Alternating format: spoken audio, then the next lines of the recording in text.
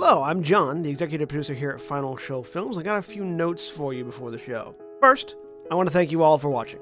We couldn't do what we do or the amount of things that we do without the support of you, the viewer. If you want to support us financially, which we always appreciate, you can go to our Patreon page at patreon.com/fsfilms, where you can donate as little as $1 a month to help us continue this and all the things that we do. I want to give a special shout out to our $25 supporters, Antitonic, Waterflame, and Samantha Bates. Second, I want to let you all know that we here at Final Show Films are planning a little get-together up at Gen Con this year. That's August 2nd through 5th up at Indianapolis. We're going to be up there just sort of hanging out, enjoying the con, spending time together, and if any of you guys want to come up and say hi, please feel free. We don't bite unless you want us to. And if you enjoy whatever it is you're about to watch or listen to, be sure to check out our website at finalshowfilms.com, where you can find links to all of our other content, both podcast and video. And be sure to follow me at John A. Bates on Twitter for more updates on all of the content we're creating in the future. In the meantime, thanks for watching, and I hope you enjoy. And we're live. Hello, everybody, and welcome to Werewolf the Apocalypse, West Rising. I am your storyteller, Michelle, and let me introduce our lovely players for this evening. John? I'm John, and I'm playing Shadow, the Get of Fenris Arun. Jack? Hey everybody, I'm Jack, and I'm playing Tig Connolly, the Fianna Ragabash. Craig? I'm Craig. I'm playing Grudek, the Bone Gnawer Galliard. Erin? Hi, I'm Erin, and I am playing Thistle, the apparently lost their memories because my notes aren't here. Children Werewolf. of Gaia? Yes, thank you. Child of Gaia Theurge. And William. Hi, I'm William, and I'm playing C. Walsh, the Uctana Philodox. Previously on West Rising. When last we left our 5 would-be packmates, they'd found their way to the 5th floor of a decaying, half-abandoned, single-room occupancy hotel on the grimiest edge of San Francisco's financial district. As the first part of their collective rite of passage, the young werewolves were supposed to be tracking down a stolen smartphone, which also happened to be a powerful magical fetish. To make a long story short, they found it. The thief is around 13 years old and appears to be a werewolf, given that he's just changed into his towering Krynos werewolf form in his tiny, malodorous apartment, and attempted to barrel past our heroes out the door, clutching his phone in his hand. Tig managed to tackle him to the ground near the doorway. Shadow waits just outside the hall. Thistle lurks like Spider-Man outside the open window. And Grudek tries to shield the thief's 8-year-old sister from the horror, while C stands calmly at the eye of the storm, trying to talk some sense into everyone involved. When you're ready, Thistle, it is your turn to decide what to do next. Does anyone see... I'm sure we talked about this a little bit last week, but the mom doesn't seem panicked. The little girl does. Yeah, the little girl is screaming her head off. Grudek tried to calm her down and didn't manage to. The mom is like not pleased, but she's not pleased in the sense of my son is misbehaving rather than in a sense of, oh my God, there's a monster in my apartment. Yeah, and not like... Oh, there he goes again. If this child was adopted, there's a possibility of, oh God, my brain is suddenly exploding. Her brain does not seem to be exploding, except possibly with like rage at her son. Yeah. For swiping the phone right out of her hand and barreling out the door. There's a mechanical, like, I am taking this action for this, but Thistle's going to try and guard this exit, essentially. I think my packmates have decent corners on the other one, but because I'm outside, I really would just prefer no one jump out the window. That would be bad because there's people out there that might be like, oh, that's a werewolf, huh? Yeah, good call. And the window is open. So, yeah, good call. All right. So you're just going to guard the window? Are you going to come in the window or just stay right there? I mean, I'm currently outside the building, so I feel like that's a convenient place to be for guarding the window. Yeah. So just kind of clinging to the outside. Keeping an eye into to the building, so if someone gets injured, I can rush in next turn. Okay, so you're kind of peeking in the window, but like clinging to the outside. Okay, gotcha. Yeah, I'm Spider-Manning this. Good call, because the very next thing that Ethan does is he attempts to wriggle free by Tig had tackled him when he was in Krynos form, so he shifts to Hamid, and he's going to attempt to just wriggle free. And he does actually manage to slip free by suddenly getting a lot smaller, and then he heads straight for the window. Yeah. Okay. But then he sees Thistle there and just comes to a dead stop. So he's now standing like right at the window with his back to the room. Okay. And who's next? That would be C.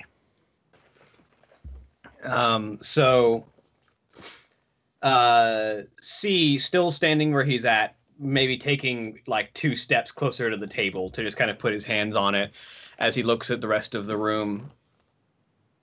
This situation isn't going to be resolved by fleeing or fighting. Stop, sit down, and we'll have a conversation here. Okay. So while he's saying that, the girl continues screaming. The 8-year-old girl in the corner continues screaming. That's what she does with her turn. Shadow? My intention was and still is to sort of grab the boy and pin him down. So he suddenly made it a lot easier to do that. So I basically just cross the room,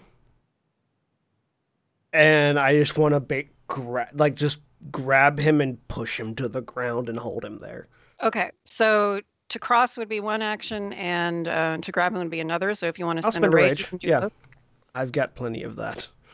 All right. So roll. What would it be, Jack? For that? That's dexterity and brawl, right? That would be a grapple check, since you're actually trying to grab him. So that will be strength and brawl. Both of them have to make a strength and brawl roll. Okay.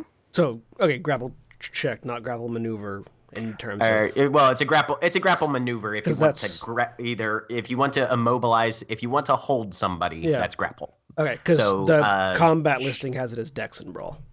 But no, it's strength and brawl. Okay. Strength and brawl difficulty what? Difficulty 6. Okay. It's whoever gets more successes. Well, it's not actually opposed yet. It's only opposed if it comes around to Ethan's turn and he wants to try and get away. Okay, yeah, Shadow's so I've got Iron Grip as my strength specialization. So that's actually 7 successes. Okay, so have you pinned him down like on the floor face down, or did you just basically sort of like grab him by the shoulder and put him on the floor.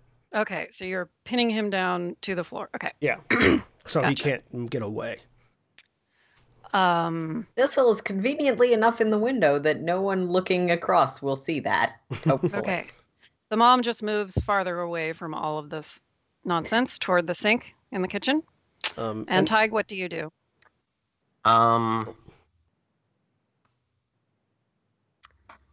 Tig is going to, now that the kid is immobilized, Tig's going to make a move for the phone if he can. Okay, he was on the ground, right? So he actually needs to take a turn getting to his feet, but you can spend another action. Tig succeeded on his tackle check, so he didn't actually end up on the ground. Okay, he so knocked the kid down, but Tig was still standing. Yep. Mm-hmm. Okay. So he's moving where? So he will move over to Ethan as well. Okay, so he's next to Shadow and Ethan where they're He piled will on the floor. spend a rage to get a second action and try and get the phone out of Ethan's hand, because I assume he's just got it in a hand, right? He's very protective of the phone, so if he fell, he's fallen onto it. He's got it under him. So okay. Yeah, well, he's clinging to it with all his might. That would take a little more effort than he's got right now. So tickle time. He'll just stand over next to Shadow then. Ethan Just is as- pretty well hemmed in at this point because Yeah, even just- Jack unintentionally is now standing on the other between him and the other exit. So there's 3 of you between him and the door, and Thistle between him and the window, basically. So he's pretty screwed. Gurdek? Grudek, I think, turns sort of over his shoulder, still trying to interpose himself physically between the little girl and all the chaos happening in the apartment. And he will turn and look in the direction of the mother and say, "Look, I know none of this is what we had planned for this evening, but I think we're all on the same page. If you could step in, that would be great." And then we'll turn around and look down at the girl again and say, "So this is all really crazy, right? What sort of book do you like reading?" There's probably not too much. Keep in mind that every turn is like 3 to 5 seconds, so you can probably get one sentence out. So what would be like the most important thing he wants to communicate? He's gonna keep trying to help out the girl. I think probably what he'll do is just look at the mom and say, "Little help," and then turn around to the girl and say, "All right, listen, why don't you just come with me? We'll step away." Okay. And we'll try to calm her down again. So can I roll comfort? Yeah. What was the difficulty last time? Do you remember? I had it at 6. Okay, it'll be 7 this time then, because when you fail, it goes up the next time you try. Yeah. Oh, for God's sakes. Was that a botch? No, it wasn't a botch. He did roll 1 success. He just had 3 ones. Okay, good. Yeah. I see the success now. Okay. With a total of 8 a botch dice, would have been really I bad. think it probably didn't help that the whole werewolf fight is now occurring like presumably about 10 feet from her face. Yeah, though he did, at least her brother did change back into human form, but he's now being tackled by this enormous Shadow. Are you in Krynos form? Oh yeah. Okay, yeah. So she's screaming really hard. Well, Yeah. okay, but I will say, can she see? Because I mean, Grudek is not a giant person, but he's probably relatively tall, and he has a trench coat.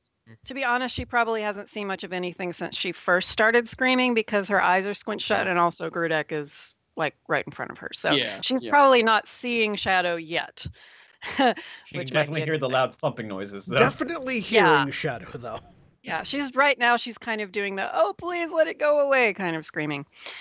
Okay, so next up is Thistle. Okay. I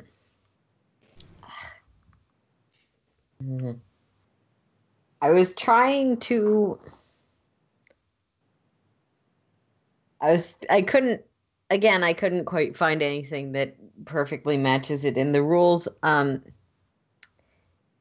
If it seems like C wants to make everyone stop fighting, like Thistle is trying to, just by being a physical presence there, guard the window and help this situation come to an end. Mm-hmm. Okay. I don't know if there's like a leadership or something I can do for that, or if it's just... No, if your intent is basically to sort of assist in the herding of the young boy, like you can see that's what the group is trying to do, is to peacefully herd him into immobility, and you are just there for that, just that intent is enough to give everybody that extra die anytime they're trying to do something to assist with that peaceful herding effort. So from this point forward, since Thistle has declared their support for this effort, that means that you get an extra die if you're doing anything to try to herd Ethan, because Thistle has this. And I'm basically going by C's stated intent of like, okay, come to an end. We've got you. Just stop. Yeah. De-escalate. Yes, we're attempting to de-escalate. Pin and de-escalate.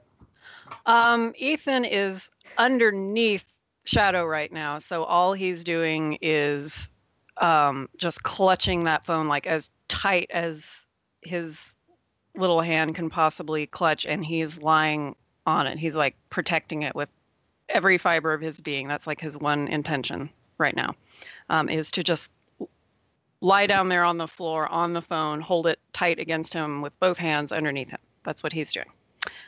C. Seeing that the situation with the child is currently mostly being handled, he kind of looks over at the mother and just asks very flatly, "This child is yours. Are you of the kinfolk or of the guru?" Interesting. Okay. Girl continues screaming. Shadow, what do you do? So with him pinned down, I just get down. I'm still staying in Krynos form because he's already shown that he's willing to go that way. Just sort of like bending down and getting down sort of on all fours so that I'm eye level with him. Cub, I know you want that precious thing, but is it worth this? And I'm just trying to make him decide that it's not worth it. Okay. Intimidation? I think you have a +1 to that, because that seems de-escalating. Can that be an intimidation? I have a dot in that. I think it depends on your emphasis on you don't want this. What is this? This is currently the massive Krynos hand what, holding him down. You don't want none of this. You get to choose actually between the +1 die for going with Thistle's, teamwork of let's peacefully, calmly herd the boy, or whatever bonus you'd get for attempting to intimidate or frighten him. I have no bonus to that, other than just my 1 dot and intimidate. So let's assume that you're going for more the calming thing, and you can add 1 die to that roll. So what would the roll be? The roll would be manipulation and empathy, and the difficulty is going to be 7. All right, 3 die. Let's go. Including the +1? Yes, I have Okay. 2 dots in manipulation and 0 dots in empathy. Wait, what form are you in? Are you still... I'm in Krynos form. Okay. You have any dots? So you in have Sorry, no. 0 manipulation. I have probably. I have -1 manipulation. You always get 1 die. Probably not going to do too well at calming down a kid when you're in Krynos form. Although no, wait, that is the thing. If you have less dice than can perform an action, you just can't perform the action. Right, yeah. So you can't... I make the was statement. down to -1 and then go up to 1, or... I make the statement and nothing happens, we'll say. Because even with the +1, it's Basically, 0 die. Yeah. Okay. All right. So Mom is up next. And she apparently went to the sink for a specific reason, because she now, from underneath it, pulls out a pistol. Yep. And what you may not be expecting is that she holds it to her own head. Well, And she's got the crazy eyes going on.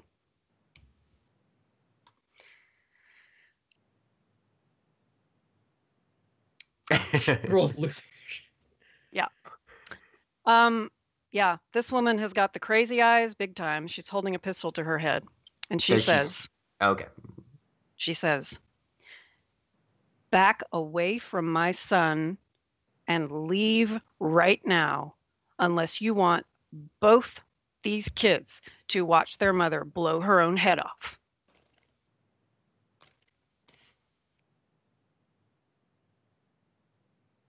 All right. I'm going to call Child Protective Services. Is there a guru equivalent of that? I feel like Of that would be the CPS? Children of No. Gaia. I think that's us. Yeah. I think that's like specifically my tribe.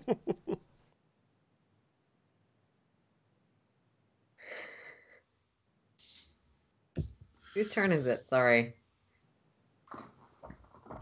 Next up, I think it's mine. Screwdeck. Oh, no, wait, Tig. Sorry, yeah. So Tig just very slowly raises his hands, just kind of chest level, glances over at C and sees if he can catch his eye. You make a good point, ma'am. We're going to be going now. Everyone, we're going to be going now. And he just starts slowly moving towards the door. Okay, Grudek, you're up next. Nobody else has had a chance to respond yet, other than Tig, right? Yeah. Right. Yeah, I think Grudek will follow suit, and will also turn around, raise his hands, and says, "You know, it didn't need to come to this. We'll back off, but just please don't do anything rash." And he'll move in the direction the Tig is moving. Okay. Can I attempt to reason with her, or is that? I mean, can I make a roll on that? We probably better let everybody else get in a thing, because this is basically more or less simultaneous, and it's just like a few seconds apiece. But then if things calm out of the combat zone, then we'll be able to do more of like a regular paced conversation. Maybe. Okay. Depending on whether triggers are pulled and whatnot. Yeah.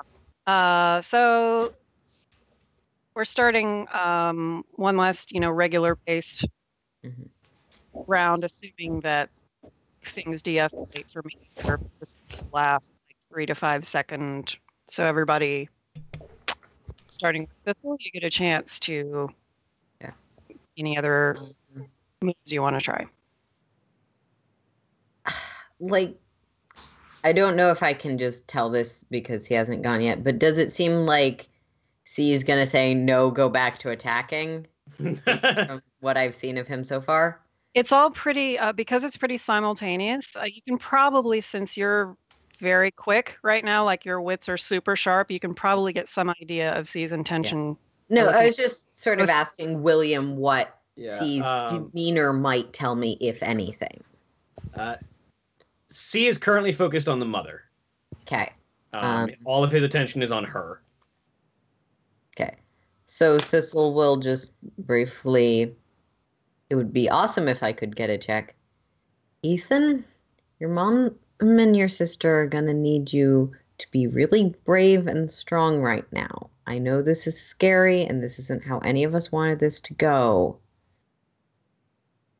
But I need you to be here with us and focus. Okay, so try manipulation and empathy difficulty 7. Sure. And Hamid form doesn't get any 0 pluses or minuses to that, correct? Right. Thanks. Because I am Hamid, because I don't want someone looking up and seeing werewolf. So I'm so bad at this. Manipulation and empathy, you said? Difficult. Okay. 7? He's a tough sell. Yeah, that works. Hopefully I don't watch. You still have your wound penalties on. Oh, I'm not dead currently, so can I remove my wound penalty? Penalty and reroll since you aren't actually dead. Also, make sure you switch your form back, because I think you're still in Krynos from the test as well. Oh, right. Thank you. I would like to apologize to all of our listeners as I finagle a character sheet that I'm not very good with. Please stand by. Technical. And yeah, I shouldn't have a -5 to that. So let's try again. Let's try that again. Abilities and attributes, relation, empathy. So Shadow's no longer on top of him, right? He's just crouching right next to him. No, I'm still on top of him. Oh, okay. He hasn't had a turn to move yet. Yeah, I don't have any movement, obviously, because that was my action. But like, I am also sort of backing away as much as one can when not taking a movement action. Right. Just sort of leaning out. Yep. I don't think that, given the line of sight here, I don't know that the mom has even seen you at the window yet. I'm moving away so that hopefully our little werewolf child doesn't see me as like about to attack him or something. And with 2 successes. I assume Thistle heard what the mom said. Yeah. Even without a sight line. And just for your benefit, Michelle, I'm holding him like you would a child you're holding down with just one hand. He can still move his arms if he needs to. I'm just not letting him up. Right. Gotcha. Okay. So I'm backing away at this time. Okay. Not jumping off the building, but away. With 2 successes. So he actually turns his head away from Shadow to look at Thistle, and just kind of looks at Zer for a minute and just says, I can't give it to you. But he almost sounds apologetic this time. And that's all he does. Now it's C's turn.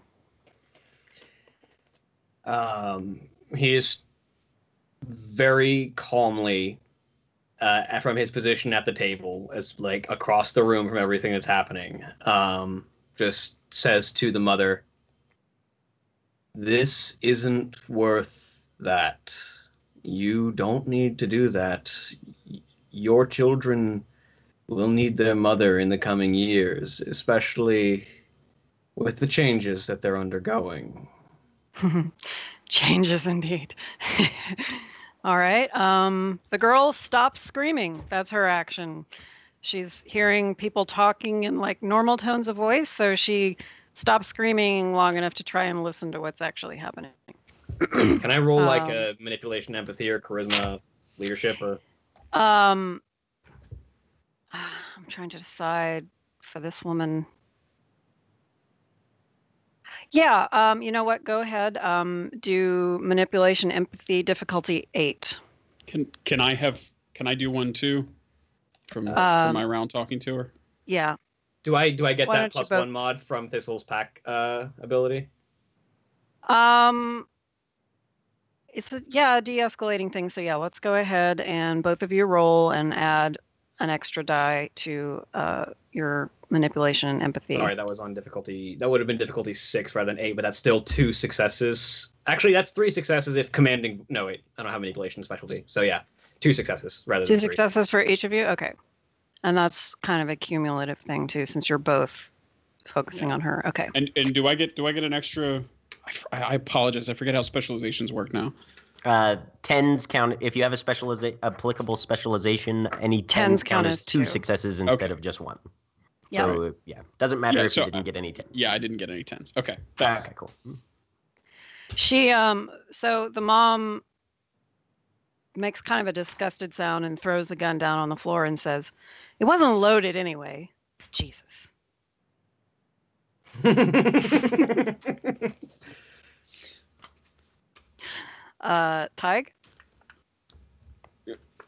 I feel like I got skipped. Comment? Oh, I'm sorry. I was gonna say, I think Shadow's up next. Yeah. Yeah, Shadow was after the girl. Okay. That's fine. The mother and I go on the same initiative, so it's fine. Yeah, that's she true. You're first. both 10s anyway, so mom and then you. So that fortunately, her action doesn't change mine. I just want to pick him up and pull the phone out of his hand. Okay. Okay. I'm not even going to make you roll for that because you're in Krynos form and he's in Hamid form and he's 13. So, like, there's just no way. I'm sorry. There's no way. Very gently, 2 fingers, but still, just. Yeah. And just holding him up. He just grits his teeth as you do it, like he really wants to just rip you apart, but he's not gonna. And just as I pull it out, I just, again, look him in the eyes. You must learn what fights you can win and what fights you cannot. As I pull the phone out and sort of hold it out towards C. And he's just looking at you with absolute hatred. That's fine. I'm going to pretend in character that I didn't know that was what you were going to do regardless. Let's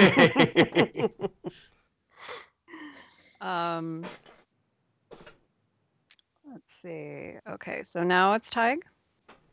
Where's the gun? On the ground. She's thrown it on the floor, like right next to her, like at her feet. He's going to go pick up the gun. Okay.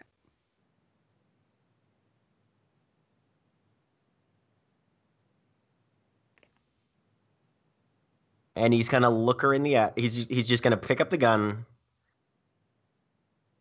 glance at it for just a moment, and then look her in the eyes.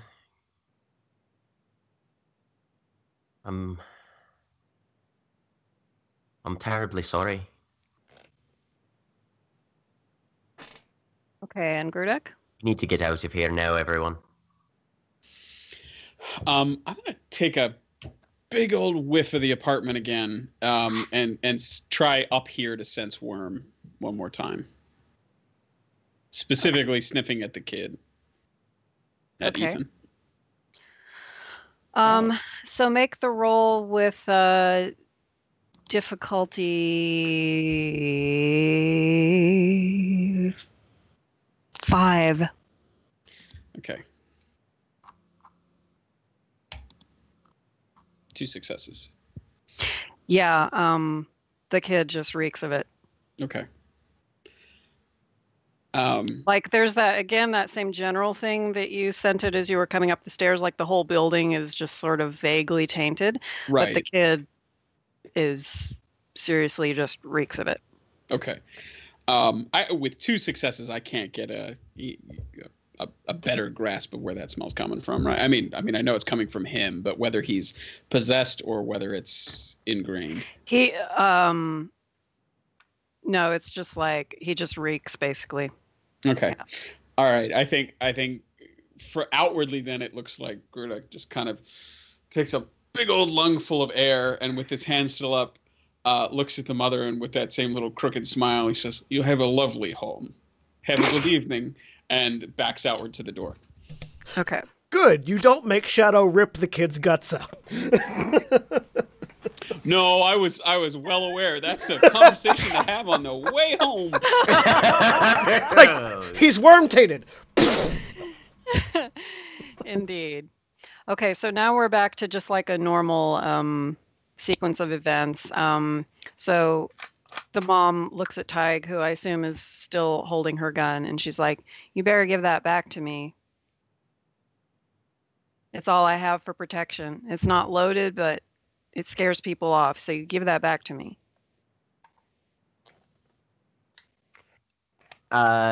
Is it like a semi-auto or a revolver or what?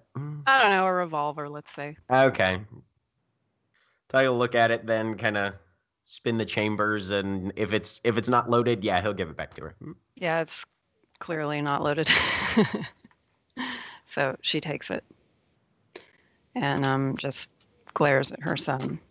And he is staring at the lot of you like he wants to memorize your faces and hunt you down and kill you all. That's a bad GM laugh. Tig just kind of looks at all of them and just sort of shakes his head and just leaves. He's out in the hall. I'm still holding the phone out towards C. Given my disposition towards spirit stuff, and that's where a lot of my training has been as a theurge, is there anything I could roll, anything I might know about, like, what might cause that kind of reaction to a... Fuck, what's the phone called? It's a talisman? Yeah. That kind of reaction to a fetish. Have Thistle do a wits and let's say rituals roll. Sure. Difficulty 6. All right. Difficulty of 6, you said? Mm-hmm. Okay. 4 successes? Okay. So Thistle, judging by the way the kid was reacting to this thing, Z can pretty much deduce that this is a rather powerful fetish, that it must do something that is really useful to anyone, not just necessarily like its owner. Like it must be extremely useful to the kid, and that he must know that. He must have enough knowledge to understand what it was he had. He was not just protecting like a smartphone because it was an expensive thing. Like he was guarding it with his life like it was a treasure. My best estimation would be less. It would be more he has an intellectual understanding of what it does and thus wants to protect it than like this fetish's effect on people that aren't its owner is it doesn't let them let go of it or something. Right. It seems it seems that you can work out that whatever its power is, it is not limited to whoever the fetish was bound to, and that he has figured that out. Okay. But we're not getting like it's the One Ring kind of vibe. No. Yeah. He, like now that he's let go of it, he just seems very resentful and feeling hatred toward all of you, but it doesn't seem to have any hold on him, as it were, like no sense of a spiritual bond to it. He just really wanted it. Yeah. Okay. Bad. Sorry about that. Then Thistle's gonna sort of going off before, your sister's gonna need you calm right now. I know you don't like me very much, but she's important. He just throws it there and doesn't say anything. Yep. And at that point, I'm going to sort of, assuming this is still the same scene, just go back over to the next room and walk through that window. And she faintly hears him yell, Z faintly hears him yell at Zer, I can do that too, you know. Like, you're not so special. I don't really need to respond. I might be good at it, but I don't need to. Exactly. Let the kid have his victory, right? Yeah. He's pretty much just been utterly humiliated. So yeah, I'm headed to meet up with the rest of the group, but I was just going to go through the abandoned So you're room. all basically headed toward the hall at this point, I'm still holding the kid up and holding the phone out towards C until C takes it. Yeah, so C steps over and takes the phone and pockets it in his jacket, and looks at the mother again. You never answered my question. Anything saying I have to? No, but perhaps some help could be provided with an answer. Who's helping who here? And why? We all must help each other if we want to get through this life and perhaps find something other than hatred and resentment. Okay, roll manipulation and empathy again, difficulty 7. Steven. Does it still count as de-escalation? Yeah. Yeah. Sweet. We're trying to be all peaceful. One success. Okay. She looks at you for a minute, and then she says, you just better hope that you never see any of us again. I do hope that. Well, no, I don't hope that. I would hope to see all of you again as friends, companions, and allies. And she just starts to laugh. And it's like a really frickin' creepy laugh, too.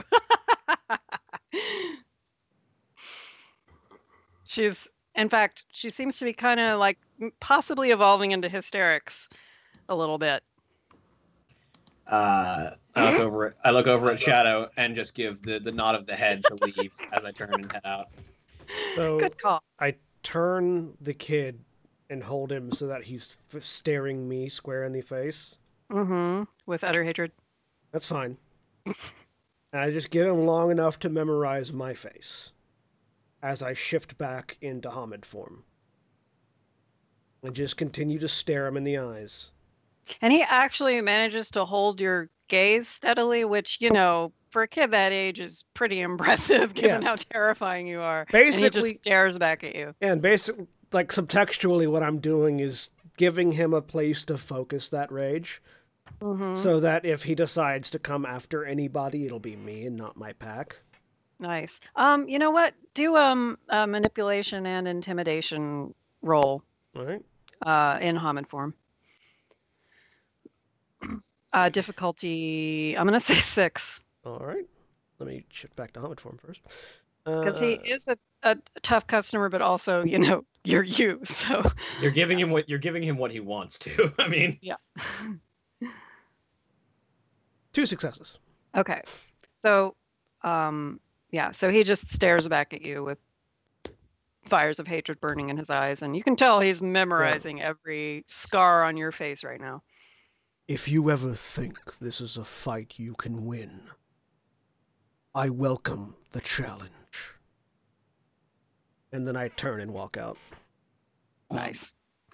Grudek, as Shadow is coming, Grudek will sort of help shepherd him out of the room and say, "It's good. Remember, accept an honorable surrender." That I think that counts. Let's go.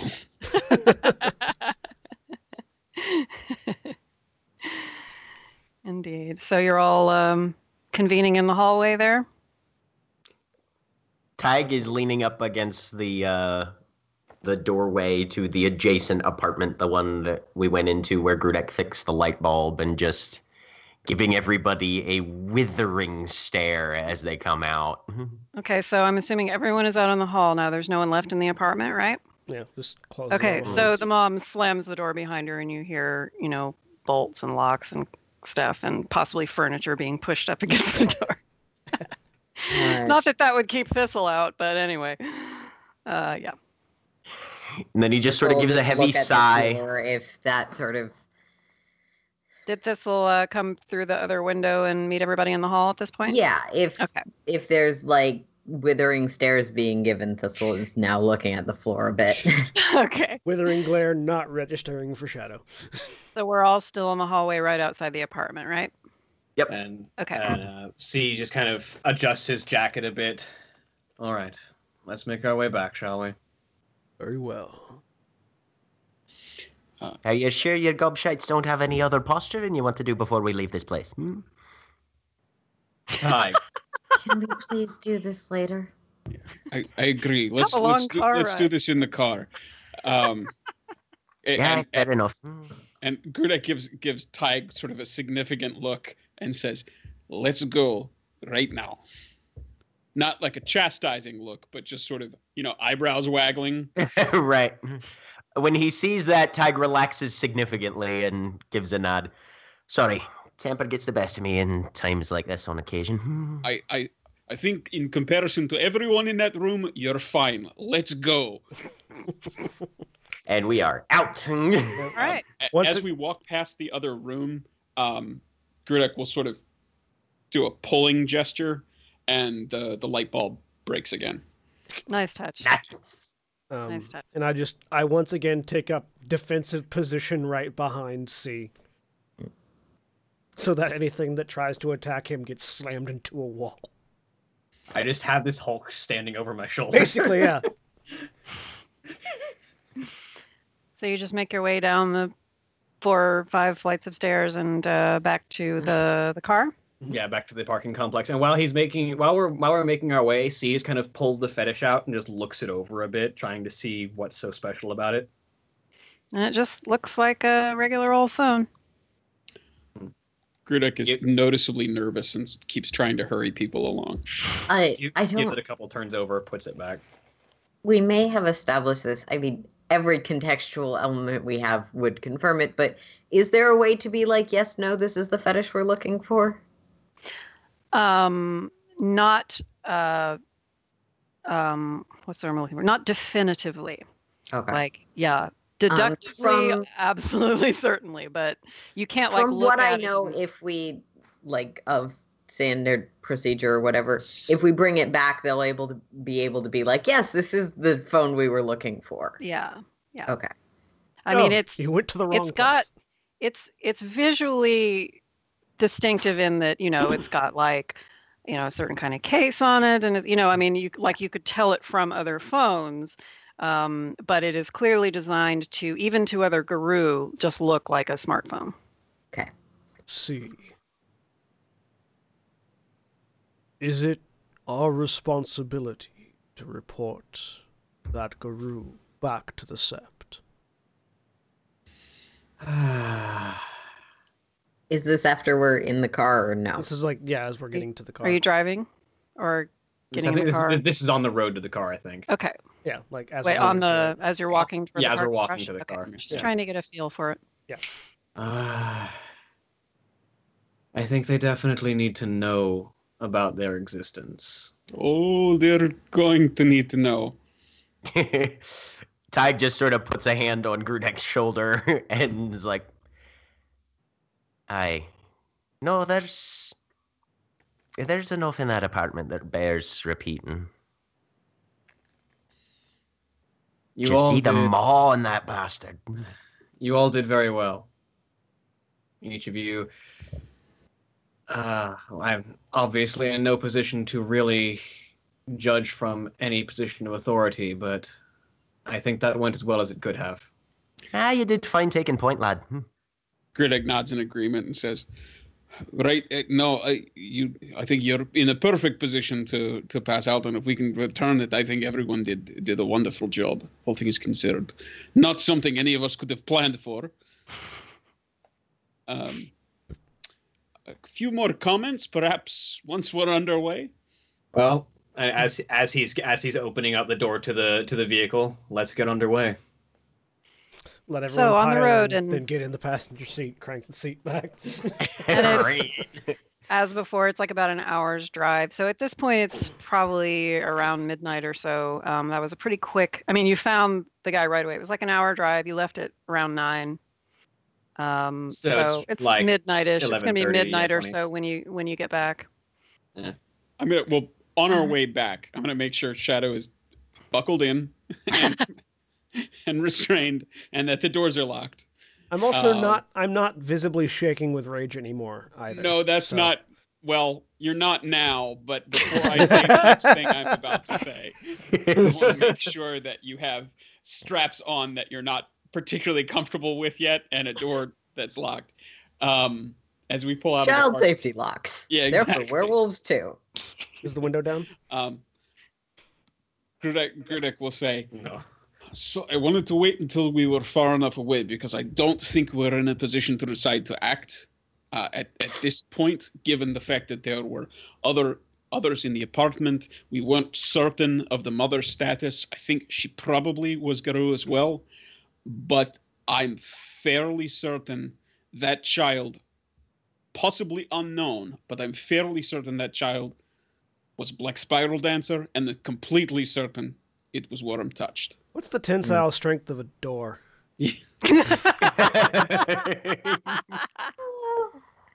No reason. It's just like a crunching sound as my hand clenches on the door frame. Shadow, don't break the door. It's just like C's going to be saying that a lot in this. Yeah. There's just an inhale of breath from C. No, we definitely couldn't have acted on that with civilians in the area.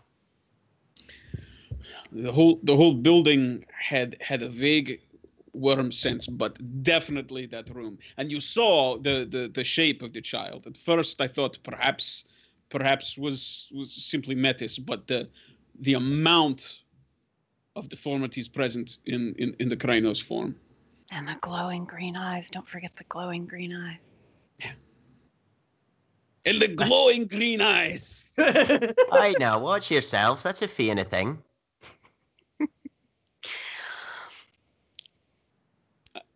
Right, but in combination with the mouth like a pit bull shark and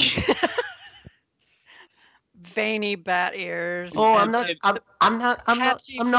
arguing with your diagnosis. Just as a recap, yeah, it had patchy greenish white fur and glowing green eyes, big giant veiny bat ears, and mouth just crammed so full of teeth it couldn't even close. I'm not arguing with your diagnosis there, Grudek. It's just he had fewer tentacles than the stories would have given me to believe. Other than that, there's a bit of a concern if we've got dancers wandering around San Francisco, I suppose.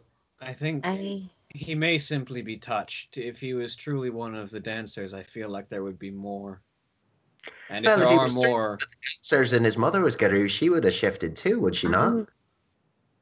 She wouldn't have just been waving around a unloaded weapon. Possibly, but if they are dancers, we don't know what the long game is. So, didn't you mention that the Bone Gnars don't go to that area much? Is there...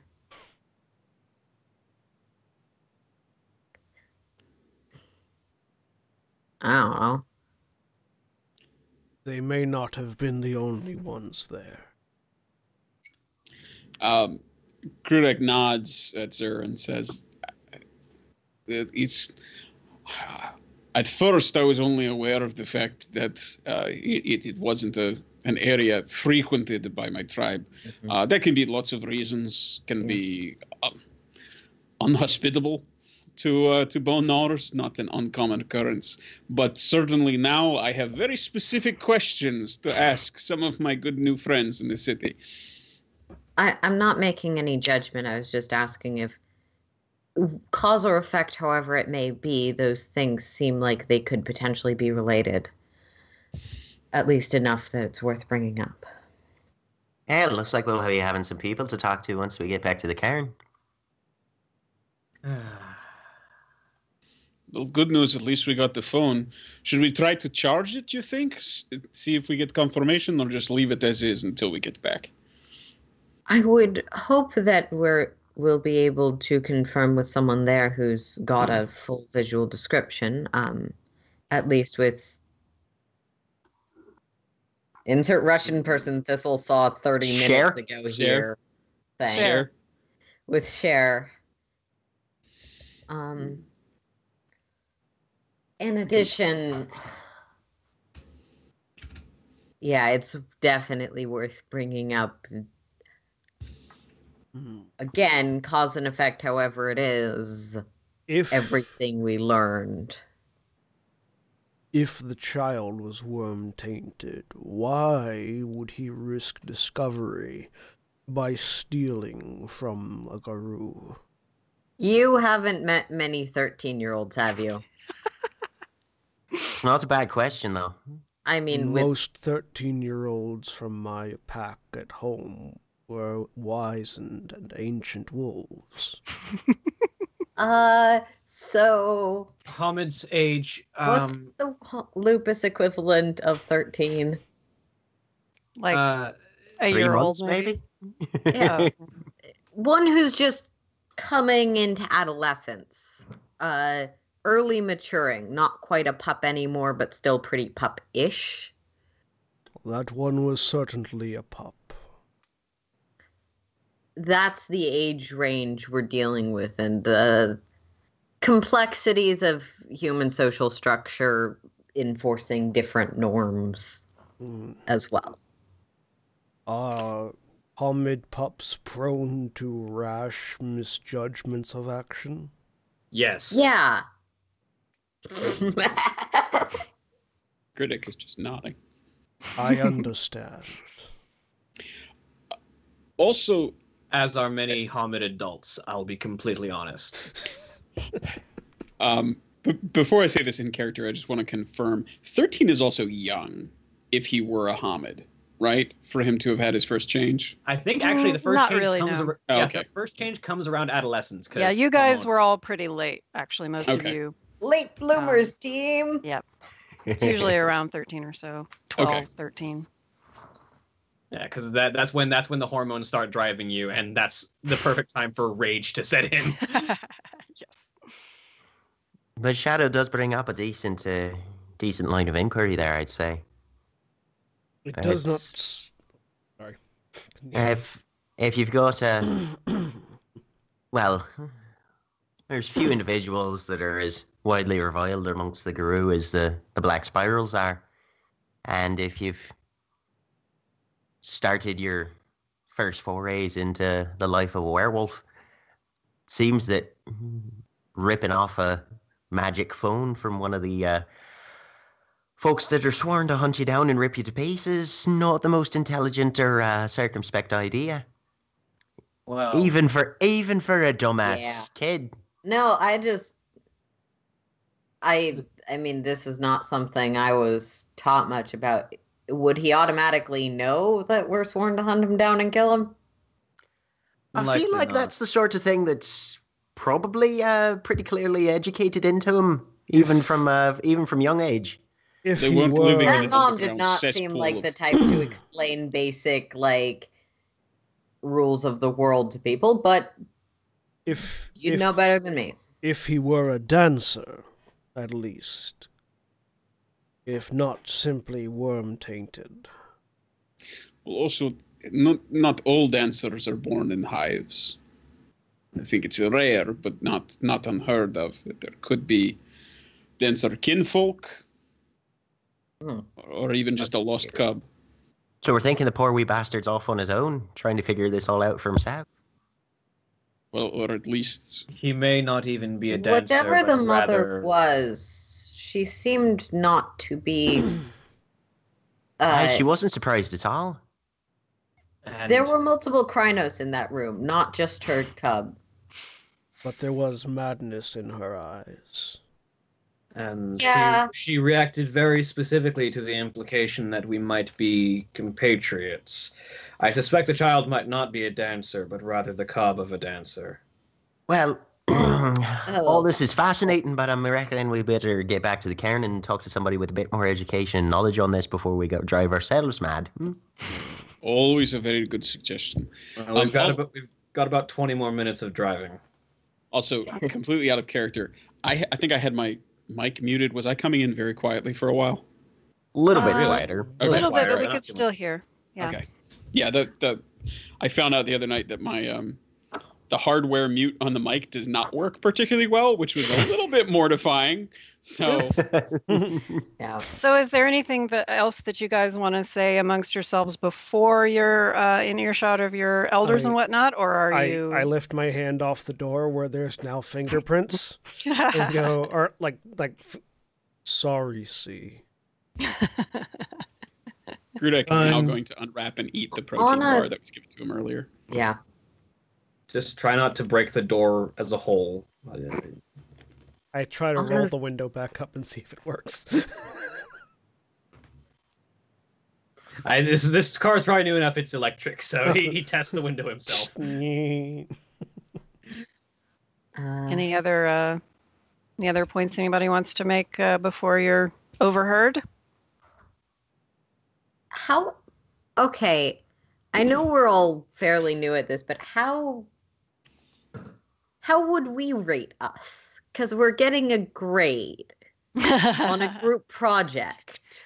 Well, what you know is that you were told to find and retrieve the stolen fetish, and you did exactly that. So there's almost no way that you could not be told that you passed this assignment. You did exactly what you were asked to do. So yeah, it felt a little pass fail when they announced it for us. Yeah, it was like, bring this thing back. Will still air this to the group. Well, see, while he's driving, we'll speak up. We accomplished our task. We did it in, I would say, stellar time, and did not seem to attract much attention from normal humans. Those certainly weren't normal humans. We preserved the veil. We preserved the litany as a whole. I didn't see anyone eat human flesh. We accepted honorable surrender. I think we're good. The only particular chance of a mark of disdain would be that we let a worm-touched guru live. But without knowledge of what else was in the area, it seems a wise course of action regardless. We are still combating the worm where it dwells and where it breeds by reporting this. Indeed. We are also following the tenet of not lifting the veil by not engaging in combat immediately. And this Tyke said, wiser minds than ours dwell in the cairn, will likely be more familiar with the city. Perhaps this was already known. Plus, you've sort of narrowed it down to two options here. Either he is a solo little bastard who's trying to figure it out on his own, in which case we know where he lives at least. Or, if there's more of them in the area, well, might be able to track the little fella to where else they're living. I fear for his sister. She is likely in the next few years going to be coming into her own first changes. I fear for the sister either way, given their apparent caretaker. Yeah, like, that one would not have made a good wolf mother. no, not the worst mom I've run into, but definitely not on the stable and supportive side. Okay, so on that vein, and this one said kind of looking at Tig, but not too accusatory. Complaints, concerns, things that people hope we do differently in the future, if assuming that this is good enough to pass for the time being.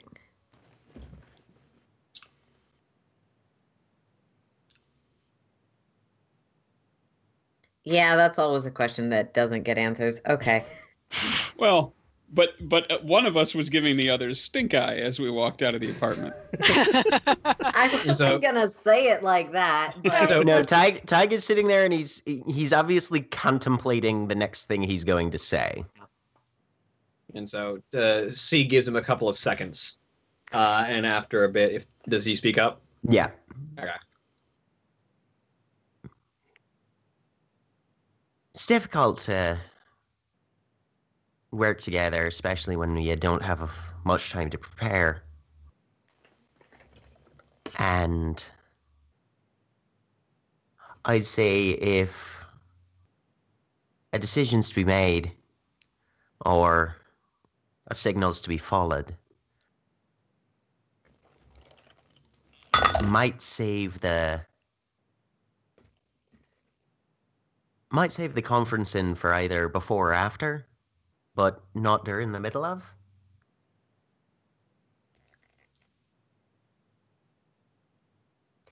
When we run, we run. When we hunt, we hunt.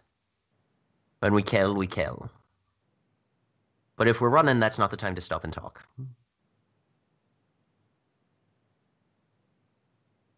Anywho. That's all the pence I have to offer for the fund. If we refuse to speak, then we become as... Well, Guru have a long and bloody history that I think we do best not to continuously repeat. Of acting only on instinct with no rationale. If there's fault to be had for misinterpreting what was the course of action, I'm willing to take that. I definitely wasn't quite sure. Grudak holds up a hand and turns to Zur immediately and says, No, you were fine. You kept a perfect view of the situation. Perhaps among all of us, were best suited covering the exit and did not engage. I appreciate the willingness to step up, but none of us, I think, need to fall on a glaive right now.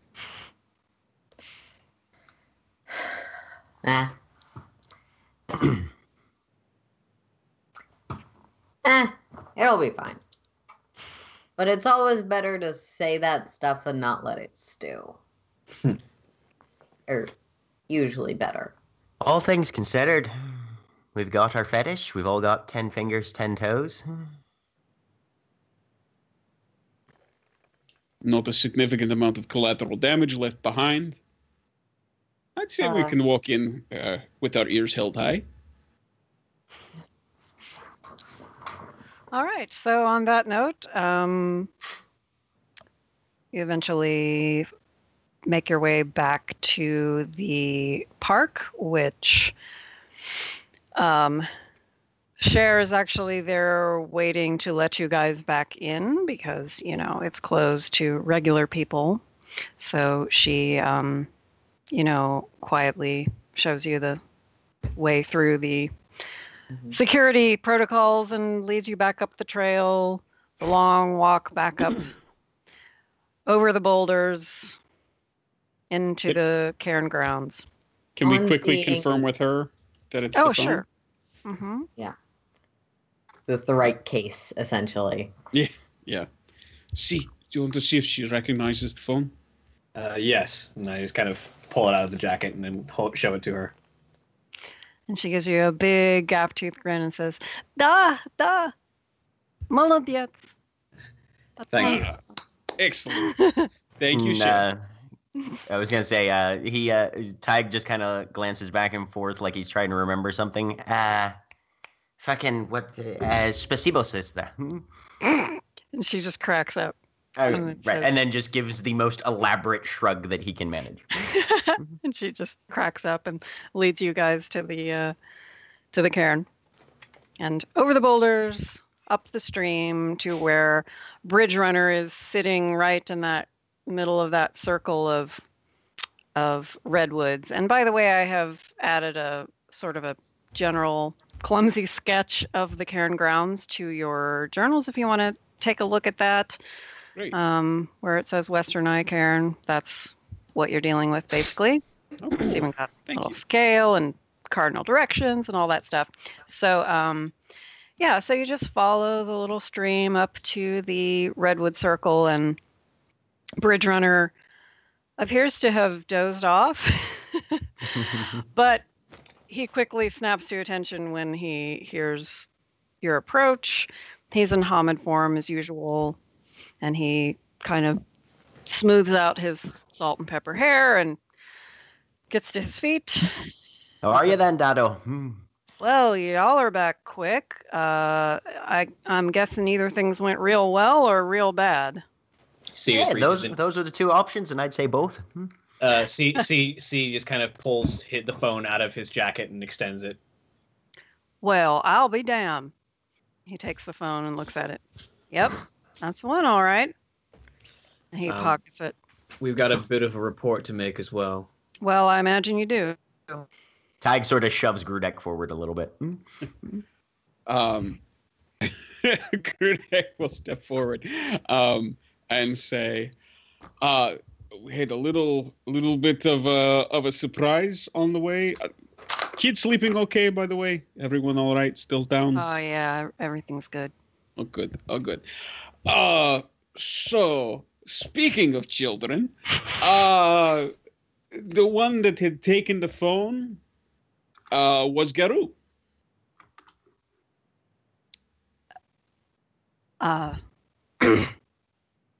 Yes, that's how we responded too. And his utter shock is very clear. Like, this was obviously not a setup of any kind. He looks floored. And says something that will almost certainly need to come to the attention of the cairn in general. I leave it to your wisdom, and he'll bow a little bit. Leave it to your wisdom whether to arouse them at this hour or whether it should wait until the morning. But I would stake my honor on the fact that the child was also worm touched. He assumed Krynos form and was incredibly deformed and simply smelled of the worm taint. We could not engage in full combat without breaking the veil, but we knew this should be reported. There was... Wait, back up here, y'all. You're saying that a worm-touched Garou changed into Krynos form right in front of all of y'all, and this did not end with anyone being killed? No. There was a small child present. We thought it most prudent to dissolve the situation, calm it down, and come back and report in for further guidance. No, I ain't questioning y'all's call on this because you were specifically told not to break the veil, and there were unidentified people in the room and all that. But a Guru changing into Krynos form ain't inviting y'all for a cup of tea. What my question is how the hell did you stop him from trying to rip your guts out? I knocked him down. He was a pup. Not strong enough to fight. I put him on his arse. I mean, his mom threatening to blow out her own brains probably didn't. I don't know if he would be conscious enough for that monster or whatever, but like probably misdirected his attention away from us a little bit. Perhaps a single source of report would help make this a little more clear. Right. Sorry. It's fine. There's no need to hang your head. The situation escalated quickly and was de-escalated just as quickly by a combination of the strength of our companions and some very carefully placed words. Interesting.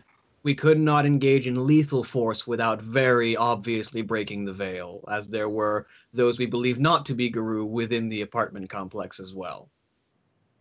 All right. Very interesting. So that Guru just let y'all walk out of there, huh? I think he understood that he didn't exactly have a chance of stopping the entire group of us.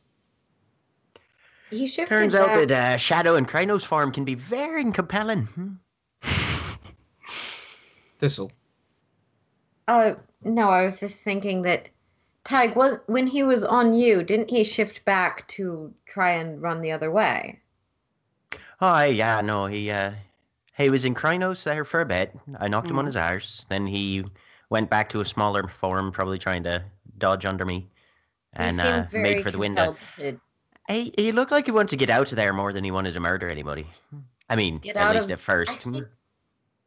It seemed like his priority, at least from what I could...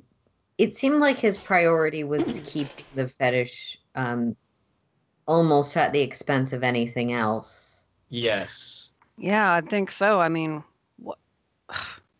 what a stroke of luck for him to happen to...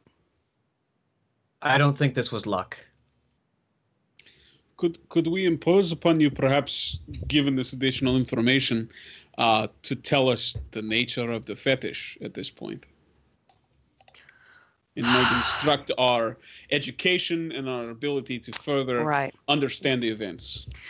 Well, that's not my call, but I will talk it over with the elders. I'll let them decide how much it's appropriate for me to tell you. I mean, if it were up to me, I would tell you everything. And frankly, I'm impressed as hell that you managed to defuse this situation.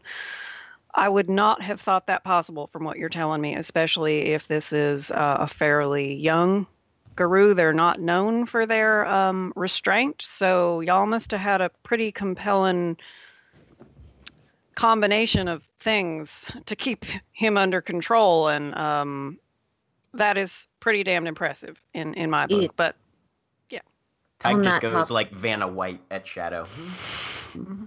On that topic, it may be also worth them knowing that it seemed like he knew what the fetish did, or had some sort of other compulsion or instruction that... Interesting. So you're thinking that... It was beyond just an expensive smartphone. It seemed a personal, like I don't know if he expected to be able to use it necessarily, but was compelled in some way by its function, not just by its shiny.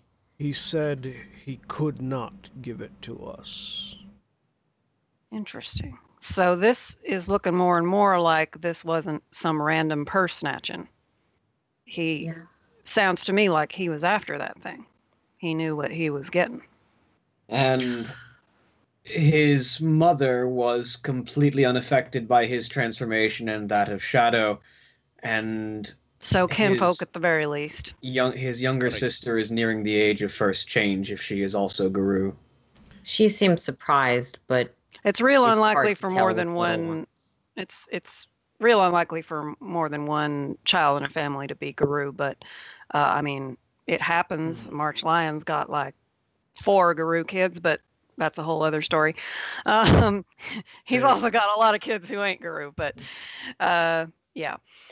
All right. Well, like I say, it's not my call, but there's also another part to y'all's rite of passage. As far as I'm concerned, you passed this part with flying colors, but there's another part. If y'all need to rest first, you can do that. But I can also just let you know what you're up for next if you want to hear it, or if you just want to decompress, I understand completely. Is that John raising a hand or Shadow? Shadow. Okay. Thistle will look over. Shadow, was there something that we... Yes. If you send anyone to investigate, the mother had madness in her eyes. There is something not right with that entire complex. Thank you. We'll look into that too. We don't know much about that part of town. It's not really our stomping grounds, so it smells. Probably some Pentex owned building, or probably some nefarious shit going on there. We'll have to look into. So thanks for that intel. That's useful. What is Pentex? Pentex. Yeah. You would know about that, not being human and all, but yeah, it's basically you know what a business is, right? You know, that sells things and like the place I got my pants. Right. So picture a store like that, but then there's people that own that store and lots of other stores and companies that make stuff and various industries. And then there's one big company that owns hundreds of little companies. That's Pentex. It's a big company, and every single member of the board is either a goddamn FOMOR or just worm tainted as hell. And they give us trouble all the time. But that's not y'all's problem to worry about right now. Sort of looks around. Is the Sept a company? No, we are not. We own nothing. We don't even claim to own this land. We just live off it. All right. Grudak gets excited and he's like, but that was almost a metaphor, Shadow. That's very good. We'll talk more about metaphor. For right now, it's like one thought with another thought's pants on. I have never met a four. What is a four? Don't worry. All right. Y'all want to hear about the next part of this, or do you want to call it quits for the night? I am prepared for my next task. Grudak looks around and says, depending on next task, we may wish to get at least a little rest, probably some food, but for right now, I certainly would like to at least hear what's next for us. Yes, I think we should hear before deciding whether to rest or not. Well, this is the last part of it, and this is something that every pack has to do. Is basically you're going to need to track down a totem spirit and convince it to bond itself to your pack, because every pack has a totem spirit, and that spirit kind of helps define who you are as a pack and what your strengths are, what your purpose is. Now, if you can't find a spirit and convince it to serve as your pack totem, that's generally a sign that the pack is not meant to be. So pretty much every rite of passage incorporates this part. Here at the Western Eye, we respect spirits greatly. We're very peaceful with them, so there will be no coercion or violence involved, just tracking and communication. So I'm going to do a quick report to the elders. Then I'm going to step sideways and I'm going to just prepare the way for y'all, make sure there's no surprises lurking in the Umbra beyond what you'd be expected to deal with in this kind of a quest. And while I'm gone, y'all should maybe discuss among yourselves, first of all, if you want to proceed right now. Second of all, maybe talk a little bit about what sort of things you might be looking for in a totem, like what sort of powers are important to you to tap into, what you're willing to do to serve a spirit, because they all ask different stuff. Are there things that you ain't willing to do under any circumstances? Won't. I know what that is. I can do that. And right.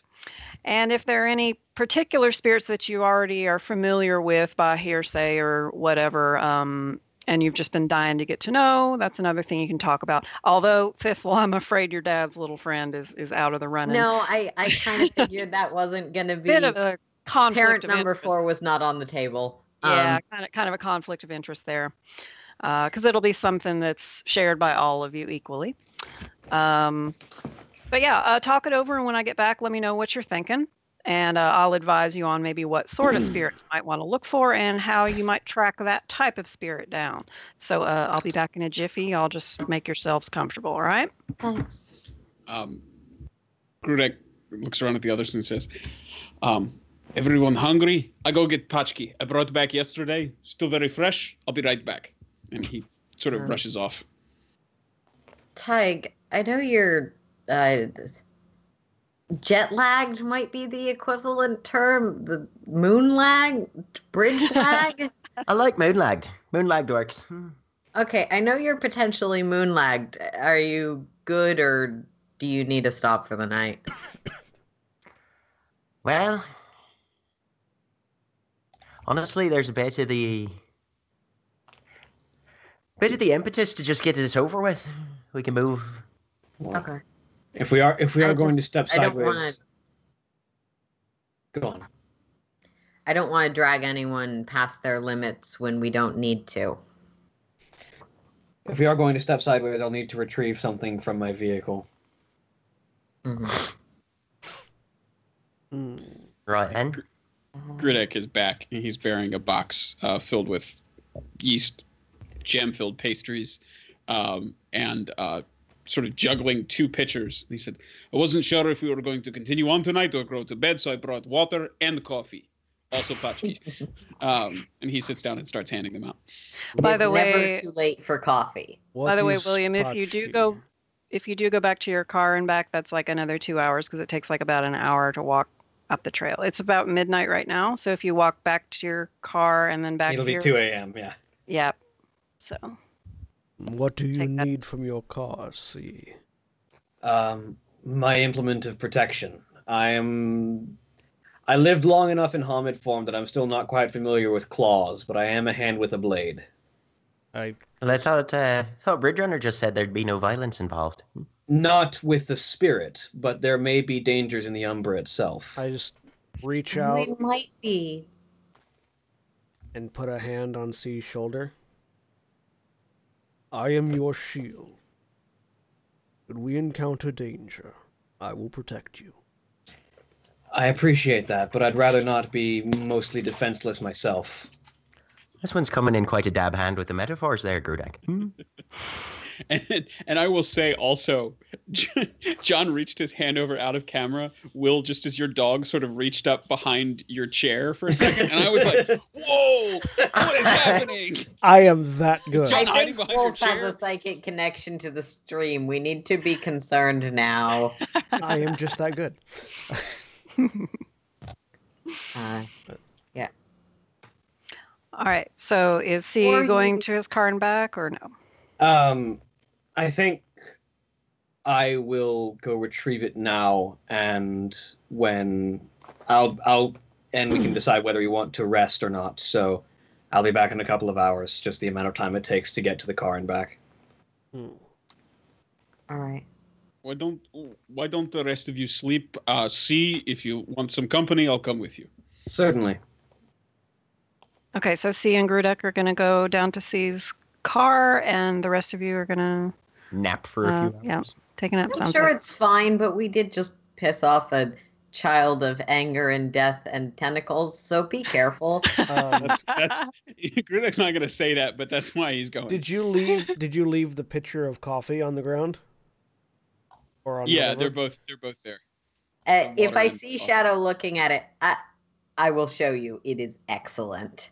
I'm like sort of sniffing over at it. Thistle pours herself a cup. And Shadow, do you want some? It smells interesting. Okay. I'm gonna pour you a small bit. It's bitter. It's not. It is food. It's just a bitter. Here. and just has a like shot glass amount of coffee.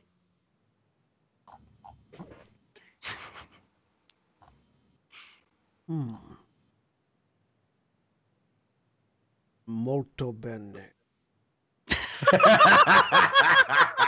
He does speak Italian too. I know he speaks Italian. Careful not to drink too much. It can make you... I think restless is the word. It's caffeine, so it makes you stay awake. He sort of holds the shadow. He sort of holds the glass back out. Yeah, especially because it's his moon cycle thing. Yeah. But yeah, Thistle will pour him a cup. Okay. So how many cups will you let him get away with before you stop? One, and then we're gonna switch to water. Okay. So before C gets back, Ridge Runner pops into existence out of seemingly nowhere, right in front of you guys, and one of Shadow's legs is bouncing, and he doesn't know why. It's the first time he's ever had caffeine. And he looks somewhat dazed, but he quickly scans the little clearing there and says, "Where are C and Grudek?" They decided to go off. Okay. Okay. C had to retrieve an item from his car. Okay. Okay. Y'all let me know just as soon as he gets back. All right. We're gonna have to do this just as soon as we can. All right. Okay. Everything's fine. No danger. It's just a bit more of a time pressure than I. Can I insight check that a little bit? Yeah. What are you trying to? I don't know what the insight roll Empathy. is in this system. Wits and empathy usually. Oh, I'm good at both of those things. Can I do that? And at what difficulty? Difficulty 6. That's fine. What are you trying to suss out exactly? Someone said there's no danger, there's just a time crunch, and I want to know what that meant in this context. Okay. Two successes. Okay. So This you is not definitely get the sense that you're not in any danger. He looks dazed, but in the sense of just like, holy crap, like he's just spoken to the president or something. Like, like he looks kind of overwhelmed and like things are a bigger deal than I thought. There's no danger as long as you get back within 3 hours. Otherwise, the death plagues are coming. It's like no danger, but Man, I hate those things. It's like no danger, but just like a sense of nervousness in the sense of like if you were about to give a speech or something. He just looks like, okay. Oh boy, we'd better be serious about this now. Okay. Would you like me to go find them and hurry them along? Let's keep everybody together. I think splitting up into more is probably not a great idea. Yeah, I didn't not send the... Go ahead. Nothing. I just It's all right. It'll be all right. We just should probably. I was more like I wanted to have some kind of conversation about plans and capabilities, but if we're on a time crunch. Well, y'all can talk about that while you wait for the other two, but I'm just saying once they're back, we should probably get moving. So I guess you'll have to have a conversation without the two of them, but is Tig still asleep? You're muted. You're muted, Jack. No, he's awake. Okay. Would Thistle text C? I mean, they exchanged numbers when we broke into the apartment. I assume that my phone does not work here. Oh, that's right. That's in Muirwoods, no phones work at all. Like no cell service. We established the no cell service thing.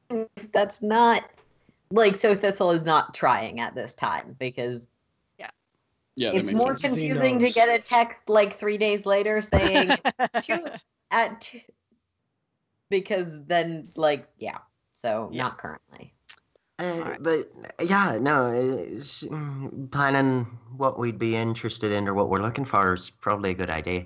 Yeah, I at least wanted to talk a little bit with those of you who are here about some of it is a little hard to explain and will be very obvious once we get there, but just like what our capabilities are in terms of stepping sideways and in terms of once we have stepped sideways.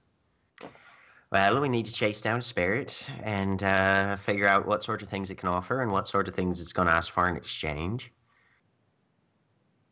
I can talk to spirits and stuff, so that's less of a That's a good concern thing. for That's a good thing to negotiation. have. But like,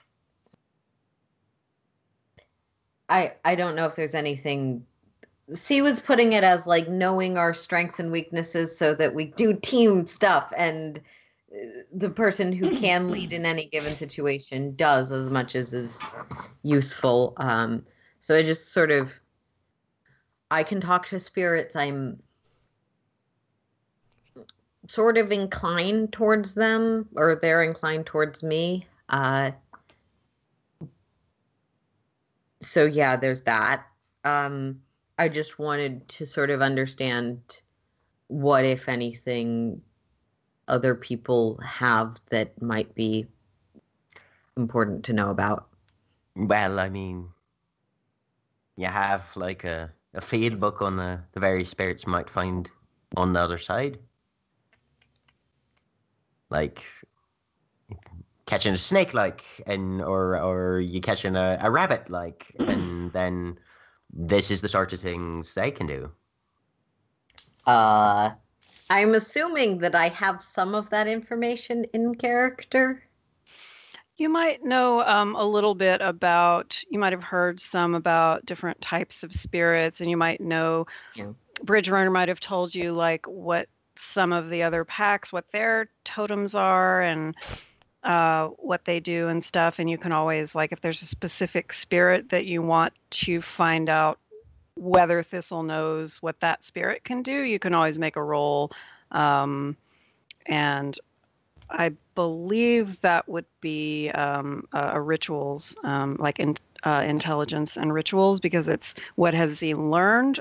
And then rituals has to do with all that stuff. Occult is more like just rumors, like tabloid stuff. It's not like real actual knowledge. So I think rituals would be the appropriate role there, as far as what would you know about what different spirits require of their children, etc. Well, another thing I have some of that. Another thing I also kind of was hoping to do with the entire group is want, will, won't list. Red, green, red, yellow, greens. I am familiar with wolf spirits. That is basically it. I know no others.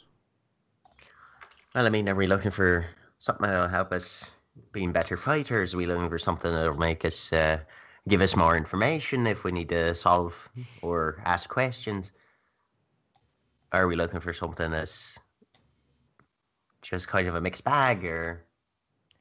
I feel like a spirit's task is to bolster our weaknesses. So what do we have in common in that area?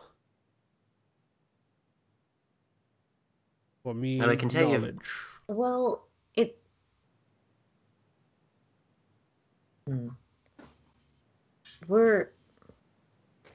it seems like we tend towards balance, but I don't know if I'd have to make a roll to know exactly this, but communication might be valuable. Okay, a spirit that can help us communicate and share what we are. Some form of mediator. What spirit behaves as such?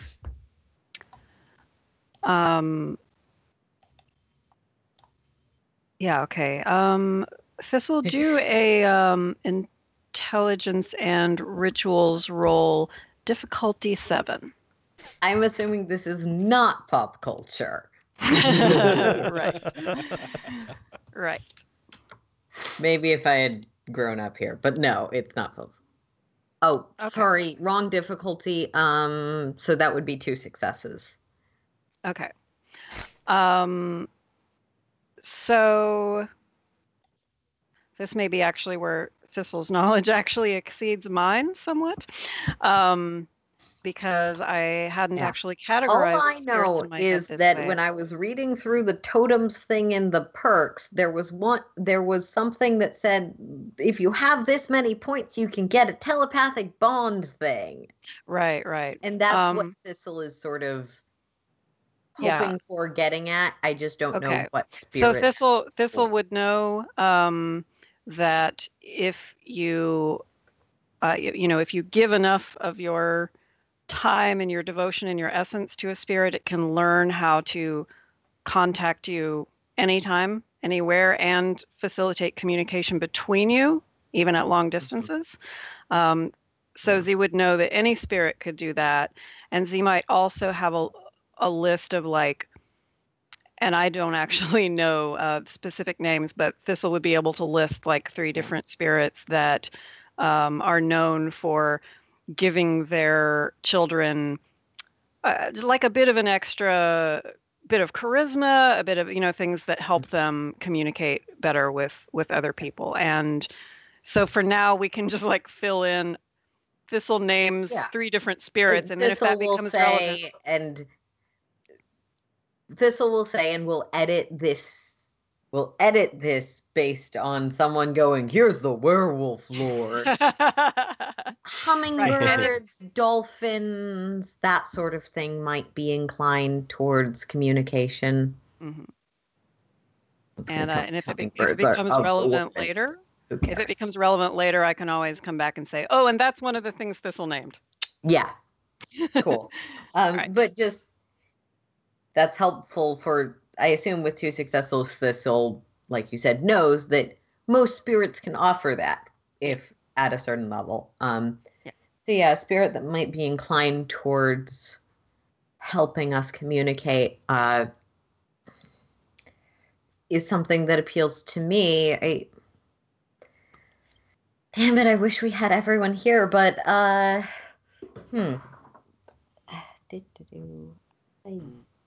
if they've got a bit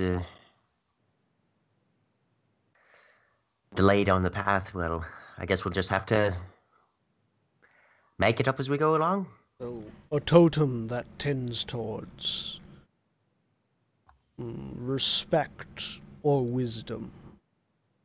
Would that be in line with your thinking, Thistle? Yeah, that probably makes sense.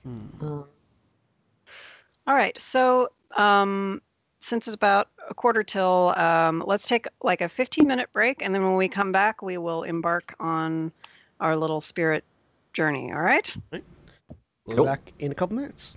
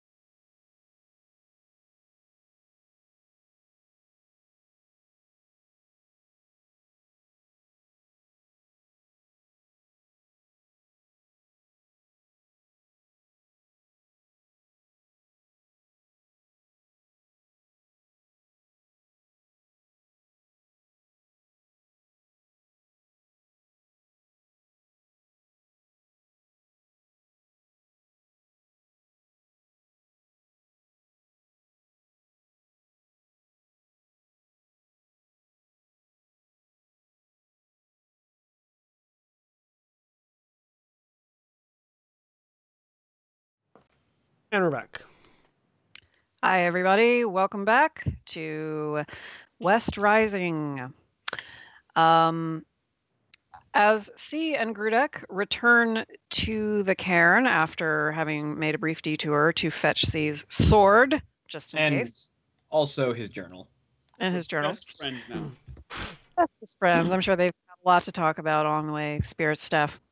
So the three, Grudek and C, have been discussing spirits, and Shadow and Tig and Thistle have been having their own little discussion about spirits in the intervening time. And maybe a nap in there, a little power nap. And once all 5 of them are reassembled at the redwood circle in the center of the cairn, Bridge Runner, the Den Father, returns, looking a little out of sorts, but not really in a bad way. Looks like he's preparing for an exam. And he says, all right, y'all. So we have a bit of a situation. I know I told y'all that you were going to be going on a spirit hunt, but it looks like the totem spirits have been hunting you tonight. There are 5 of them. There are 5 of them waiting for you right now in the Umbra, just hanging out. And they all want you. There was a bit of a scuffle to start with, but Aeolus intervened. Y'all know Aeolus, right? Fog. He's our sept totem spirit. But y'all can only have one totem spirit, see? So they have been spending the time, the time in between, kind of bickering about which of them got to serve you. And Aeolus intervened and said that he's going to arbitrate. And he likes riddles and secrets and stuff, so he has set up this whole set of rules, a game of sorts, that will decide which of these spirits gets to be y'all's totem. So here are the rules of this game. You gotta stay inside the circle of trees and the Umbra. You cannot leave it, and the spirits stay outside.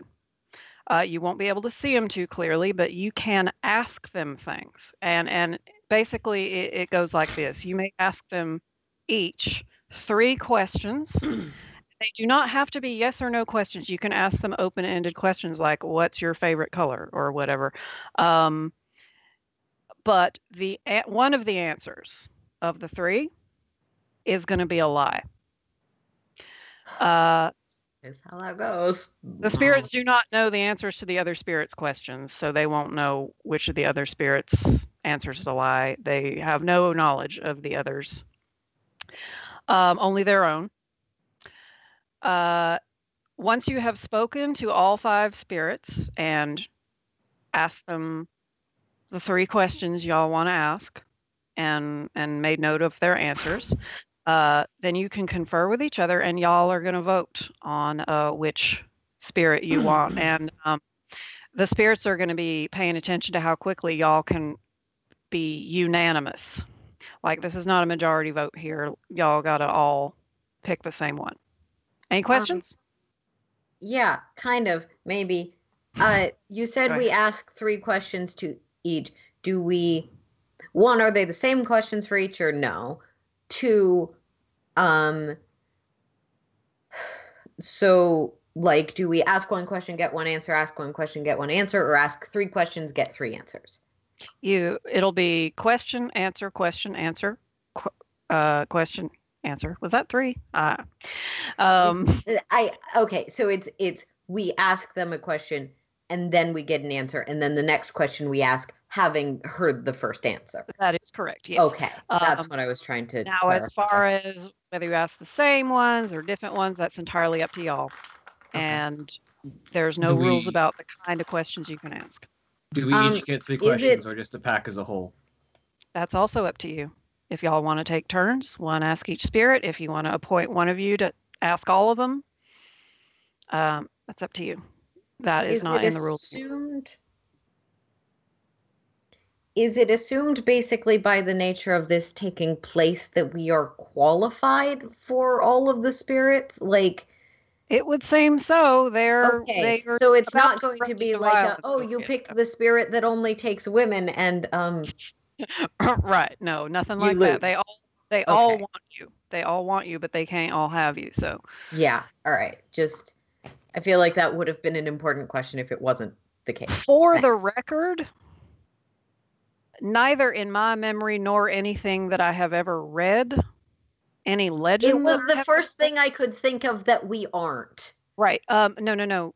What I'm about to say here is that in all of my memory or any legend I have ever read, I have never heard of this happening before. I have never heard of totem spirits competing for a pack. And I have heard quite a few stories. I live with March Lion, so, I've heard a lot of stories. And I have never heard of this happening before. So I'm a little off balance right now. This is new territory for me. Oh, you and me both, Dado. Those are the rules. Any other questions about the rules before we hop over? I'm going to stay with y'all, but I'm going to try not to interfere unless you just need my help. But and Tig is just kind of rolling over all this information in his head and desperately trying to figure out how to best Grudic, play this game. I know you guys were away. Just very briefly, is there anything that is like a big no for you guys? Is there a I feel Grudic is doing kind of the opposite of what you would associate if somebody was going to a big meeting, instead of sort of straightening his collar and everything, he's kind of rumpling his clothes up a little bit and maybe making sure there's a little dust on his shoulders. He says, "No, I hope Rat is there." I don't want to abandon the things that are part of my Hamid life, and Shadow doesn't want anything that might hurt the pack. I just wanted to, no matter how we go about this, be sure we all had put on the table any concerns. Well, if not hurt things that hurt the pack. If we're going to be able to ask these entities questions and the like, I reckon I'm feeling it'd be nice to know what sort of payment they're going to want up front.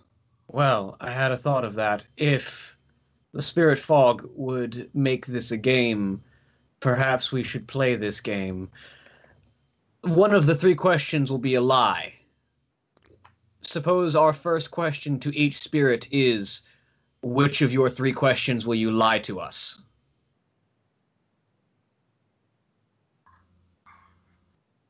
And then and what if they lie about that?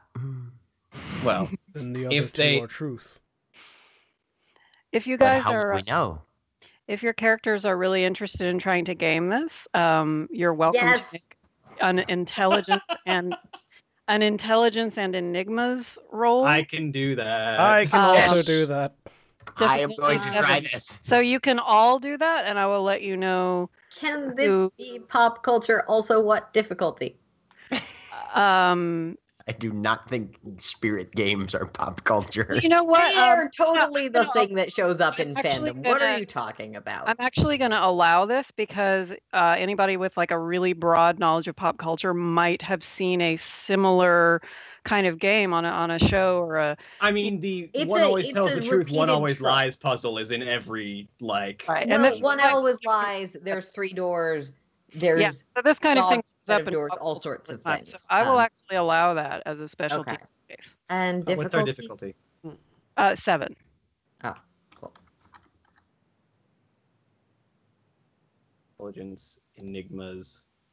I got 1 success. No, nothing. 3 successes. Oh, I rolled. God damn it!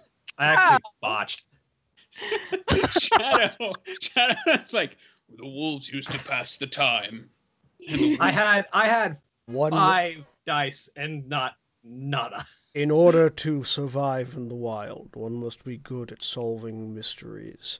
Will this kill me or not is a common mystery. Shadow's on a roll, man. Look at that. Damn. Okay, so I think I'm the only one with the. So Grudic got 1. Grudic got 1 and I got 3. Yeah. Okay. So Shadow, good luck explaining what you have reasoned out. But here is what you were able to painstakingly reason out.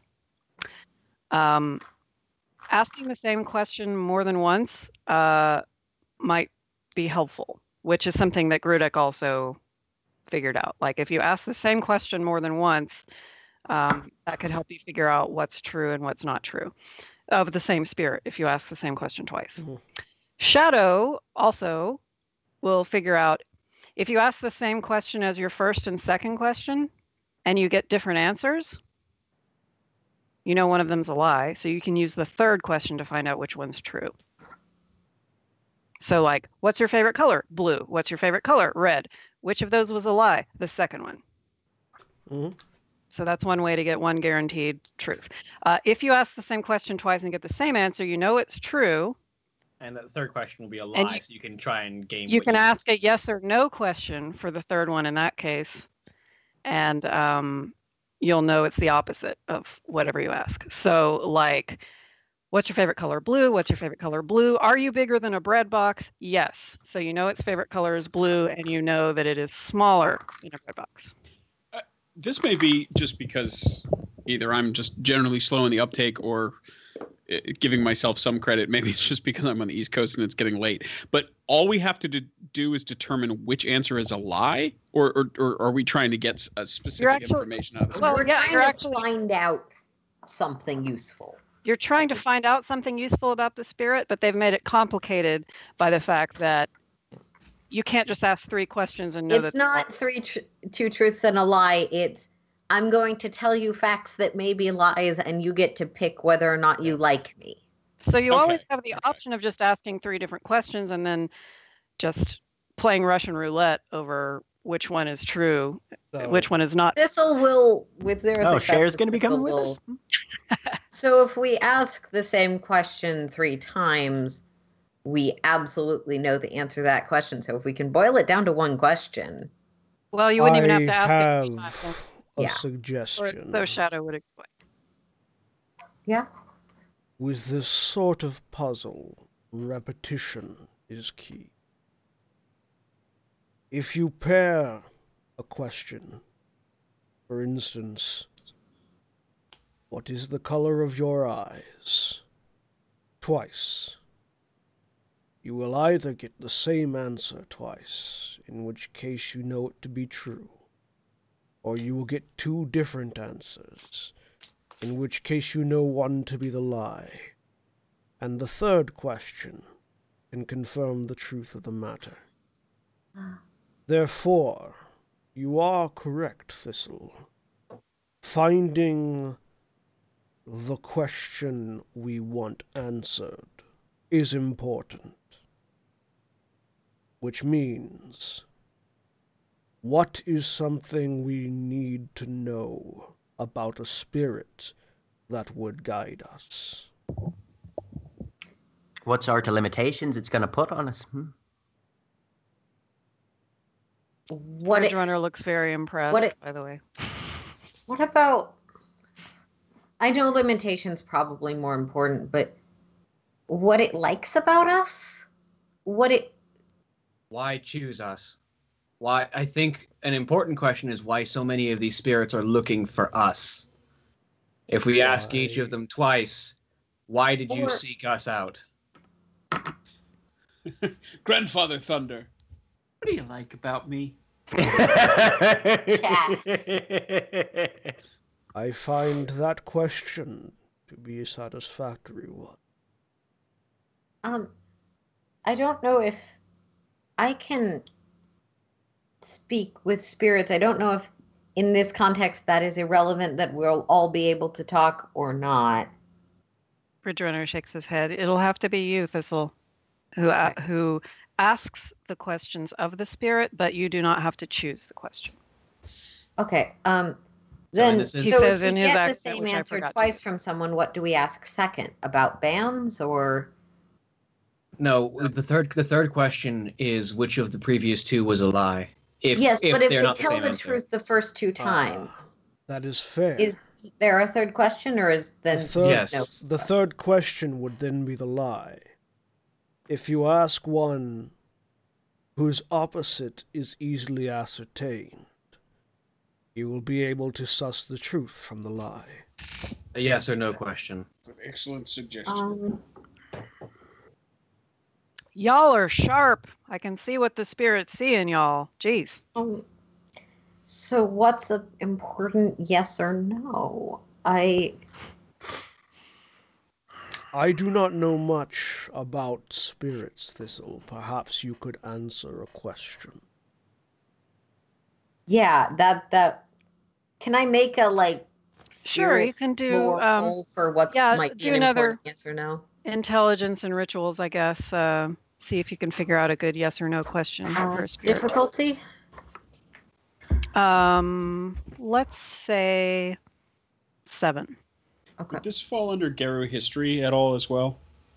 Yeah, it could. Why don't you try that 3 roll? successes, 4 if you still consider it pop culture. I assume at this point. Probably. I don't think I'll bother rolling. I think this will be uncovered. Okay. So, good yes or no questions. Well, it Relevant true or false facts about spirits. Yeah. I things. Sorry, I actually have a question for Thistle. But, Oh, okay. Yeah. Can we get through this answer first, just for simplicity? Like, do they have any quarrels with other spirits? Are they respected by other spirits? Are they respected by Garu? Are they going to increase your reputation or decrease? Are they going to decrease your reputation? That's a good one. With Garu or with other spirits, or things like that. Mm-hmm. Yeah, those are fairly binary and very important. So something, obviously, exactly what might be up to the pack, but something about how they're connected. Spirits have social lives. So, do they have fights with other spirits? Are the Gru cool with them, not cool with them? How would they feel about us being related to them? It feels a little judgy, but in this case, they are constructs of manifestation that we are binding to our pack, so I feel like it's okay. Judging good. I think that's an excellent line of inquiry. I also agree that finding out why we are of particular interest and specifically what they seek to gain by binding themselves to our pack. Those are our first 2 questions. Our first 2 questions are why they sought us. Is that. Okay. The second question has to be something easy, yes or no. Or, I mean, I guess if there's some other 2-answer type thing. Shadow, you wanted to. Yes. Is there any reason that a spirit might seek out a pack of Garu for ill intent?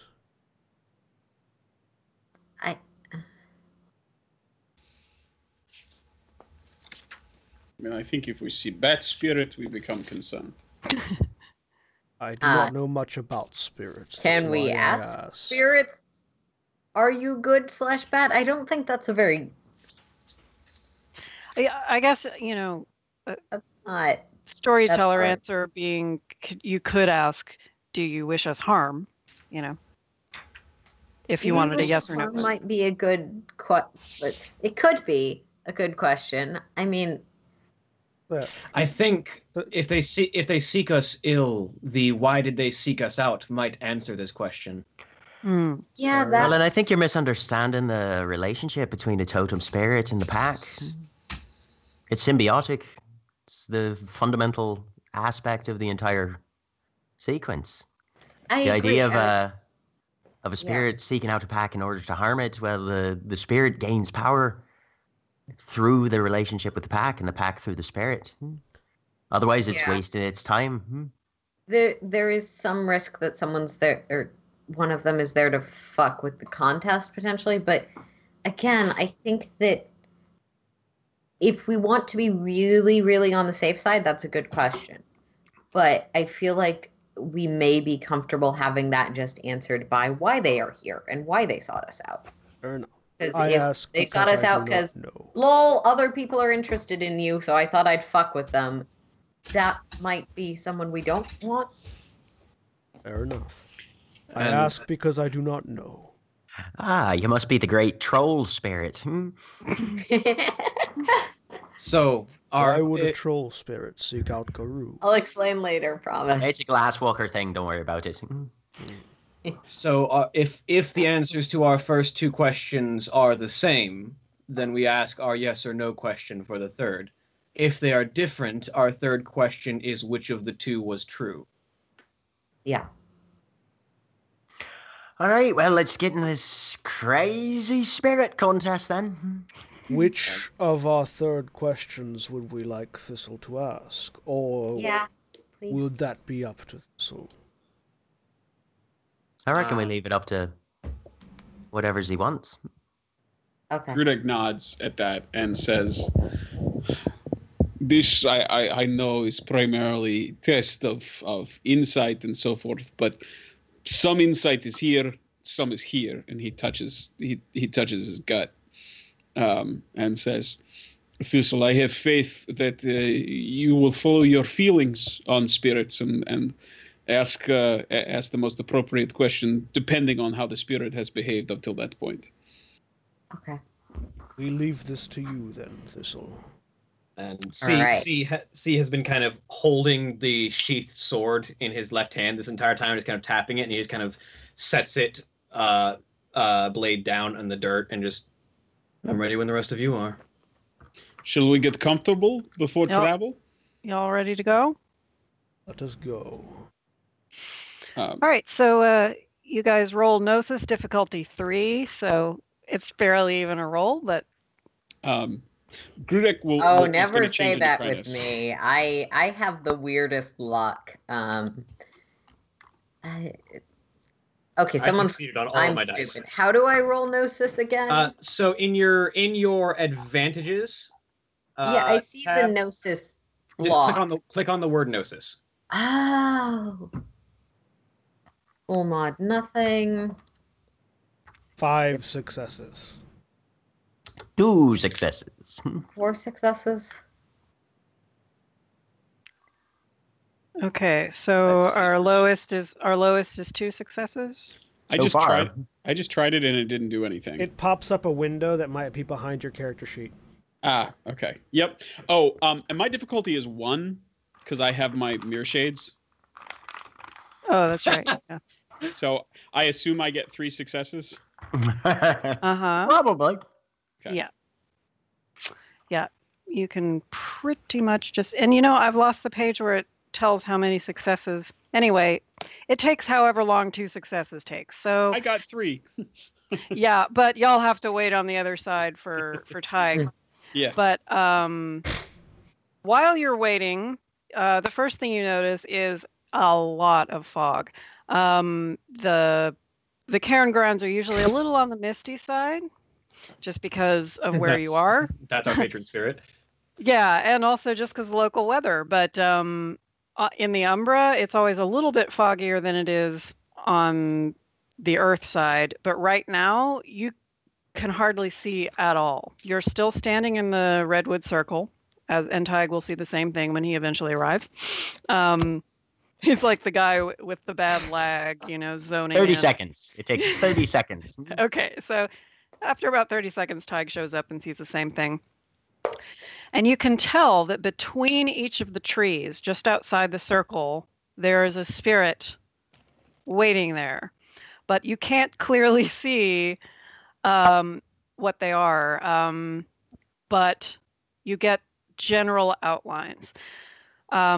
Between the trees that are closest to the cliff, in that little pond where there's like a pond where the little waterfall sort of collects down at the bottom of the cliff, you just see a couple of eyes kind of on the surface of the water, and that's about all you can see. Going counterclockwise, The next thing you see is basically what looks like a rock. Going around counterclockwise again, the next thing you see looks vaguely ring-shaped. You can see kind of a ring of some sort. And then the next thing you see is on a leaf, you see something kind of sparkling. Almost looks like there's a gem on the leaf. A very small but bright object. And then the last one is you can see something that has, you just see the faint outline of triangular ears. And that's all you can see. So you've got ears, eyes, rock, ring, and Gem. For lack of a better description. So pond eyes, rock, ring, leaf, and ears. Yeah, jewel on a leaf and ears. Okay. Oh, dew on a leaf? Jewel on the leaf. Like something, or it could be dew, or it could be a drop of water. Something it's in the Roll20 chat. Yeah, something is glistening on the leaf there. And probably the least impressive thing currently, but a little bit weird. Thistle, should I describe this or do you want to? Appearance. You go ahead. Thistle is sort of covered in leaves and twigs, where like a Garou form is still in Hamid form, but where a Garou form might have fur, there's instead little poking out bits of nature. Not as and some barkishness to the skin. Not as though Z needs a bath, but like actually emerging. But like no, it's because it's on the skin. It's clearly like coming out of the skin to some extent. And this is what they meant when they said there was a tree. Yeah. And Zeal actually looked to Shadow. Looking a bit of a dryad there, aren't you? Explain. No. Thistle is a tree. This is expected. Shadow gets it. Very simple. Sorry, I was gonna explain it, but then there was more. So everything that I say in the voice of a spirit, y'all can assume. This is me blending Bridge Runner and me. You fine people can assume, says the GM, that anything I say in the voice of a spirit is something that Thistle is translating for you. Just so we don't have to say everything twice, and right. Aaron doesn't end up being Tawny from Galaxy Quest, just like repeating everything I say for you. I read the subtitles off for the players. No, yeah, that would be boring. So assume that everything I say as a spirit, Thistle then immediately translates. And I will assume that anything you guys convey to Thistle that you want Zer to communicate, that we'll just skip that part and the spirit hears. Okay? Thistle is doing translating, which is meaningful in universe where multiple languages are being spoken, but kind of weird without that context. But it is important. It is important to know that Thistle is doing the translating, because that means that C cannot use his Truth of Gaia. I can't use Truth of Gaia. Yeah.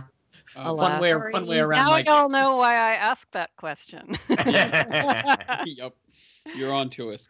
So, who are we interviewing first here then? Oh, and I'll point out very, very quickly, just because it follows up on something that Jack and I talked about last week. I don't remember if it was while we were live or not. But this is probably the first time that Ty can very clearly see that Grudek is albino, because he's shifted into Krynos form, and it's not, it's dark and foggy, but he's also, 8.5 feet tall and very clearly very pink. Pale as the Driven. Yeah. Yeah.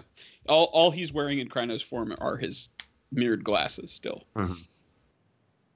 Oh, that's a question. Does stepping sideways force us to change?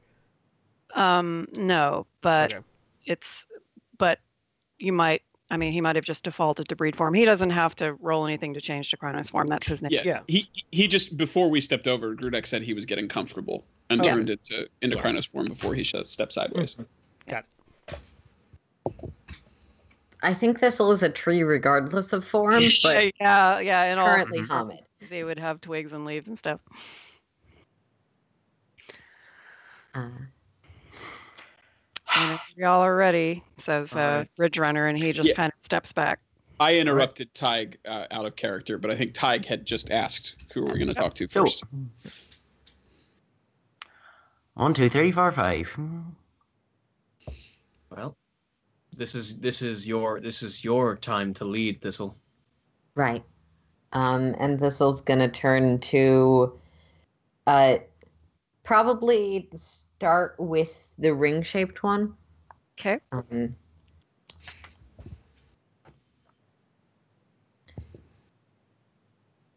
apologize as I go slowly. I'm trying to make sure my notes are as accurate as possible. We'll walk forward in that direction and direct question towards them. And oh God, exact wording is terrifying. And my brain has gone completely blank. What were we just saying? Why did you seek out our pack? Right. And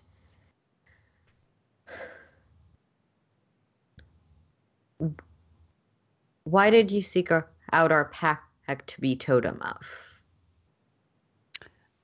There's a brief pause, and then the ring says, many things will be reborn through you, including some children I loved very much.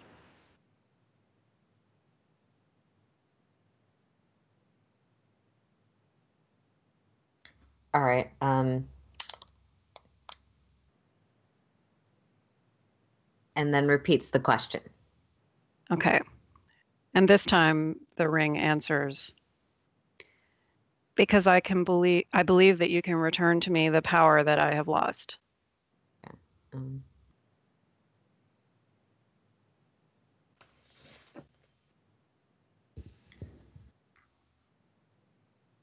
Is someone else transcribing this? Yes. Yeah, I'm putting it in chat. Great. I won't do that anymore. Was your first answer or your second answer a lie?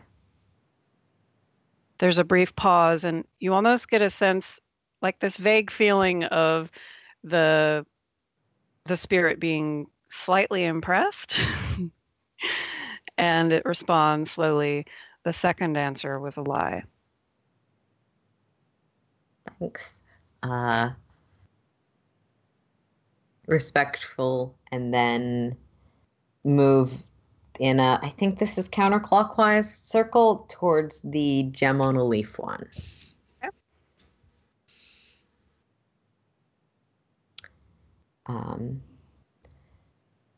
Why did you seek out our pack to be totem of? And this voice is very small. This tiny little buzzing of a voice. You will heal and renew things, make them pure again in a proper balance of death and rebirth.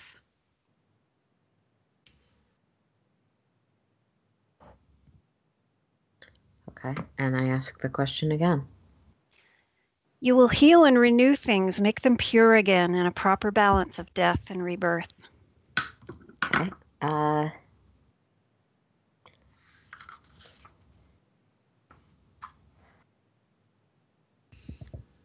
Yes or no? Do you have quarrels with the other spirits?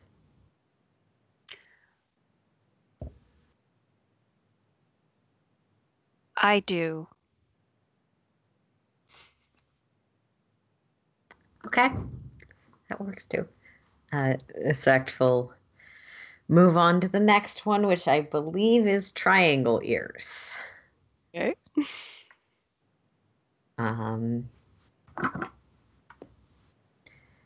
Okay, ask that one.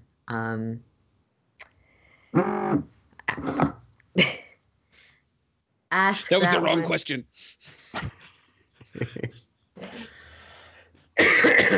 Beeping of my phone is not a question. Why did you seek out our pack to be totem of? Because I believe that only you can restore balance to this area of the world. Why did you seek out our pack to be totem of? You can return me to my rightful place in the hierarchy of spirits and get me out from under the thumb of another spirit that I dislike.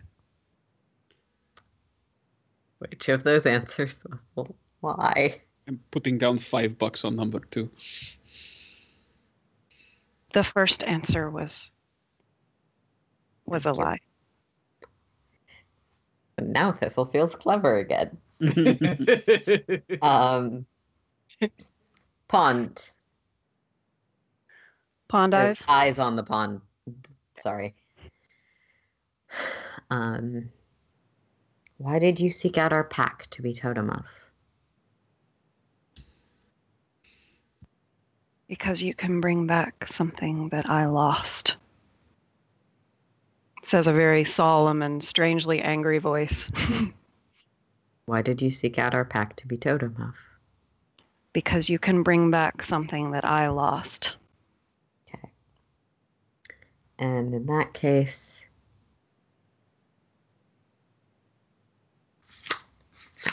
do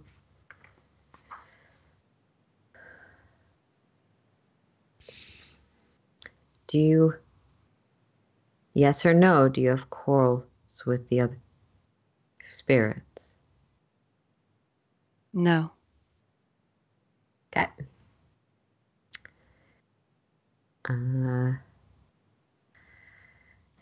That would bring us to Rock, which is the last one. Yes. Okay. Why did you seek out our pack to be totem of?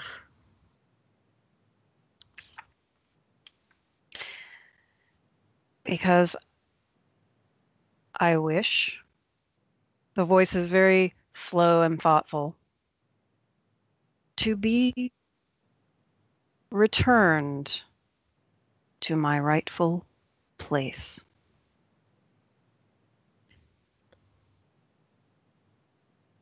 Why did you seek out our pack to be totem of?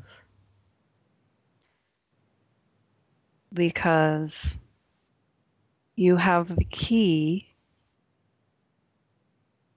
to ending the sorrow of my brood father.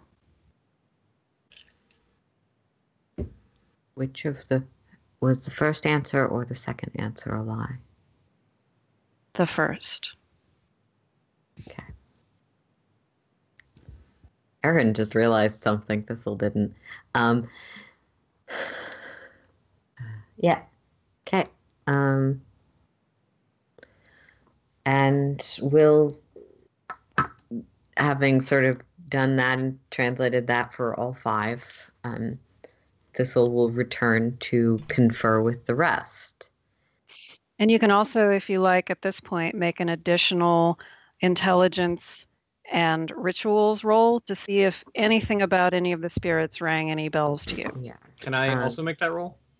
Mm-hmm. All of you can. Okay. Intelligence and rituals difficulty 7. What if you don't 7? have rituals? Then you can't make it. It's a knowledges section, so if you don't have a dot in the field, you can't make a roll. What if I have enigmas?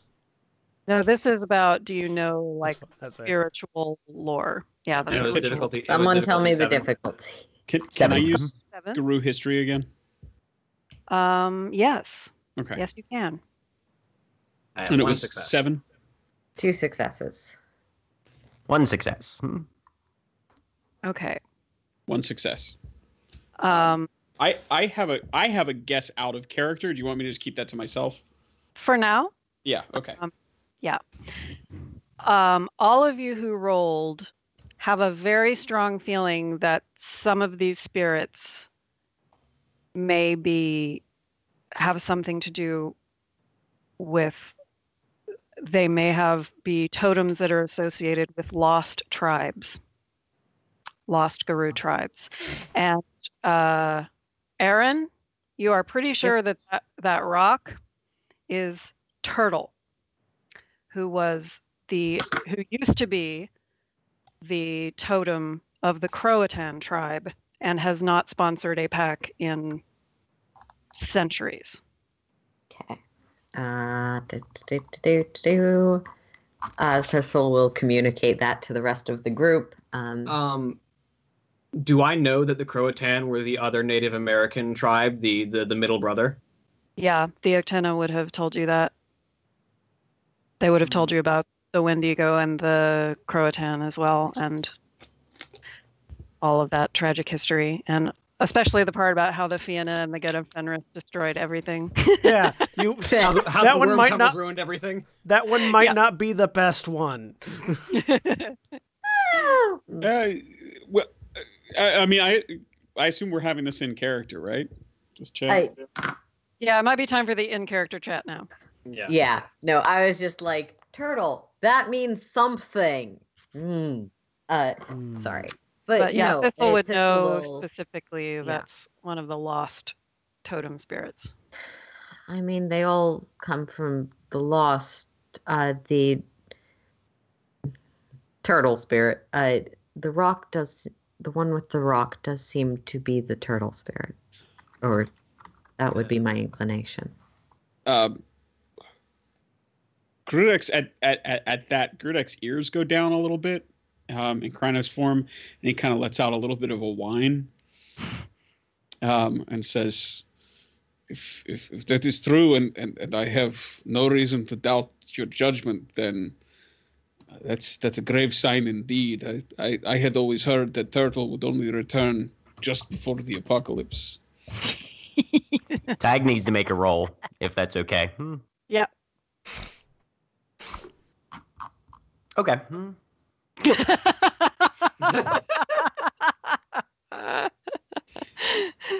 Rolls racial guilt. 3 successes on racial guilt roll. The get have no guilt, so I don't need to make a roll. Exactly. I will say, if I may, I do not trust the floating eyes, nor the spirit with ears. No, in fact, the turtle was the spirit of the middle brother of the Croatan, who were the peacekeepers. They were among the wisest of the lost tribes. If it's returned, then its goal is to end the sorrow of its broodfather. That might be a sign that we should follow it.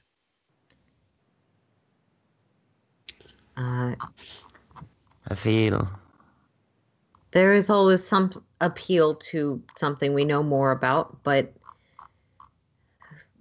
we should probably also consider the options where we don't know as much. The gem on the leaf. It seems to be one that has less quarrels. Perhaps having a spirit that will not, at least immediately, draw us into conflict might be a good choice. I can't overlook the fact that in presence of Turtle here is a strange and auspicious opportunity for us, though. And we do as not C says, know he's the peacekeeper, and the ability to at least attempt to atone for some of the foolishness of our forebears is not something I'll overlook lightly. Grudek reaches out to put a comforting hand on Ty's shoulder if Ty will let him,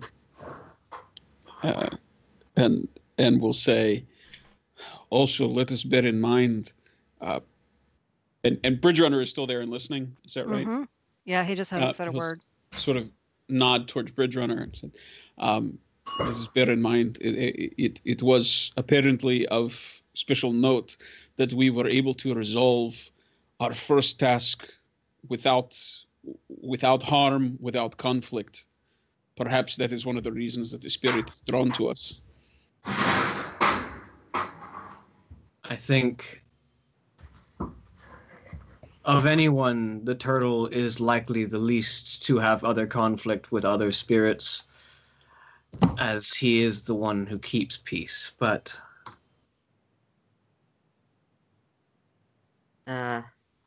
moreover, I think if what Grudek says is true and Turtle's resurgence is a sign of the end times, conflict is coming no matter whom we choose. Sorry, but just to be clear, because I'm just trying to make sure what I've heard in character, out of character. Has anyone said that the turtle was the second family? Yeah. Yes, okay. C did. Okay, I just want to make sure that was in character. Yes, he mentioned that they were the crow, that he was the crow. And I'm assuming with that context, at least Thistle gets like what that would mean. Would that spirit accept one of the get? I If you mean, wish... the predicating question, before we came here, that the pack is wanted, but I won't dismiss your concern. The pack might be wanted, perhaps not all of us. We are the pack, Shadow. You are part of us. The strength of the wolf is the pack, but the strength of the pack is the wolf. God. They are one and the same. Damn it, William.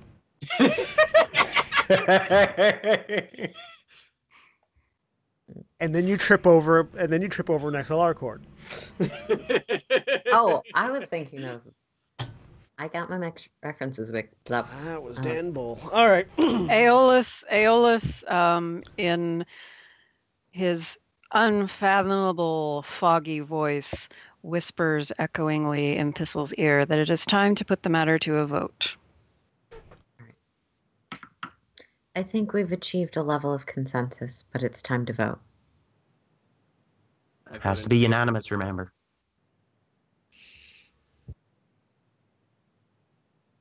My vote's for Turtle as well. That is mine, but... Grudek gives one last hopeful look around, but doesn't see any little ratty spirits hiding anywhere. Maybe the ears. I also agree that we have much to offer Turtle, and it seems our goals may be aligned. Then I will follow the consensus of the pack.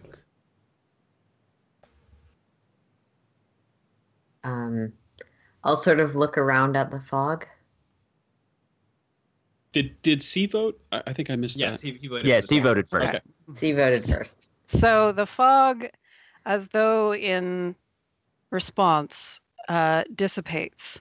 And you see for just a moment all five of them fairly clearly. You see a river otter in the water.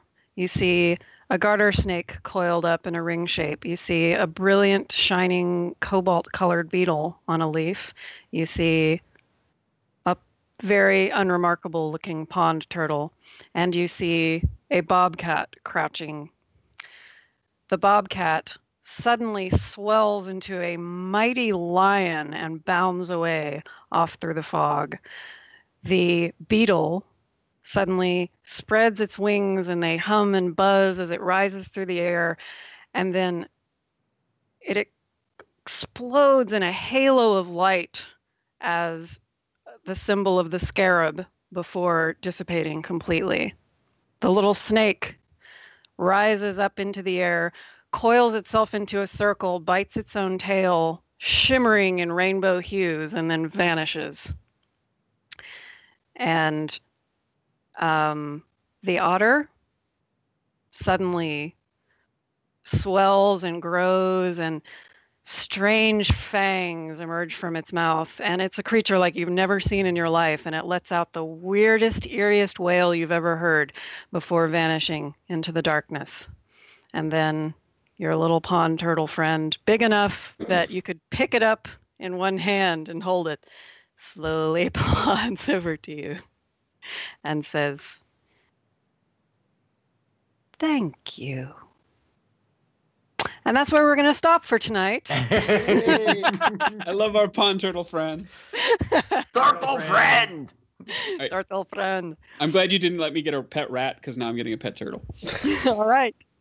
We will see you next time. Say goodbye, everyone. Find out what Thank turtle you, wants everybody. from all of you. Bye, everybody. Bye. Bye. Goodbye.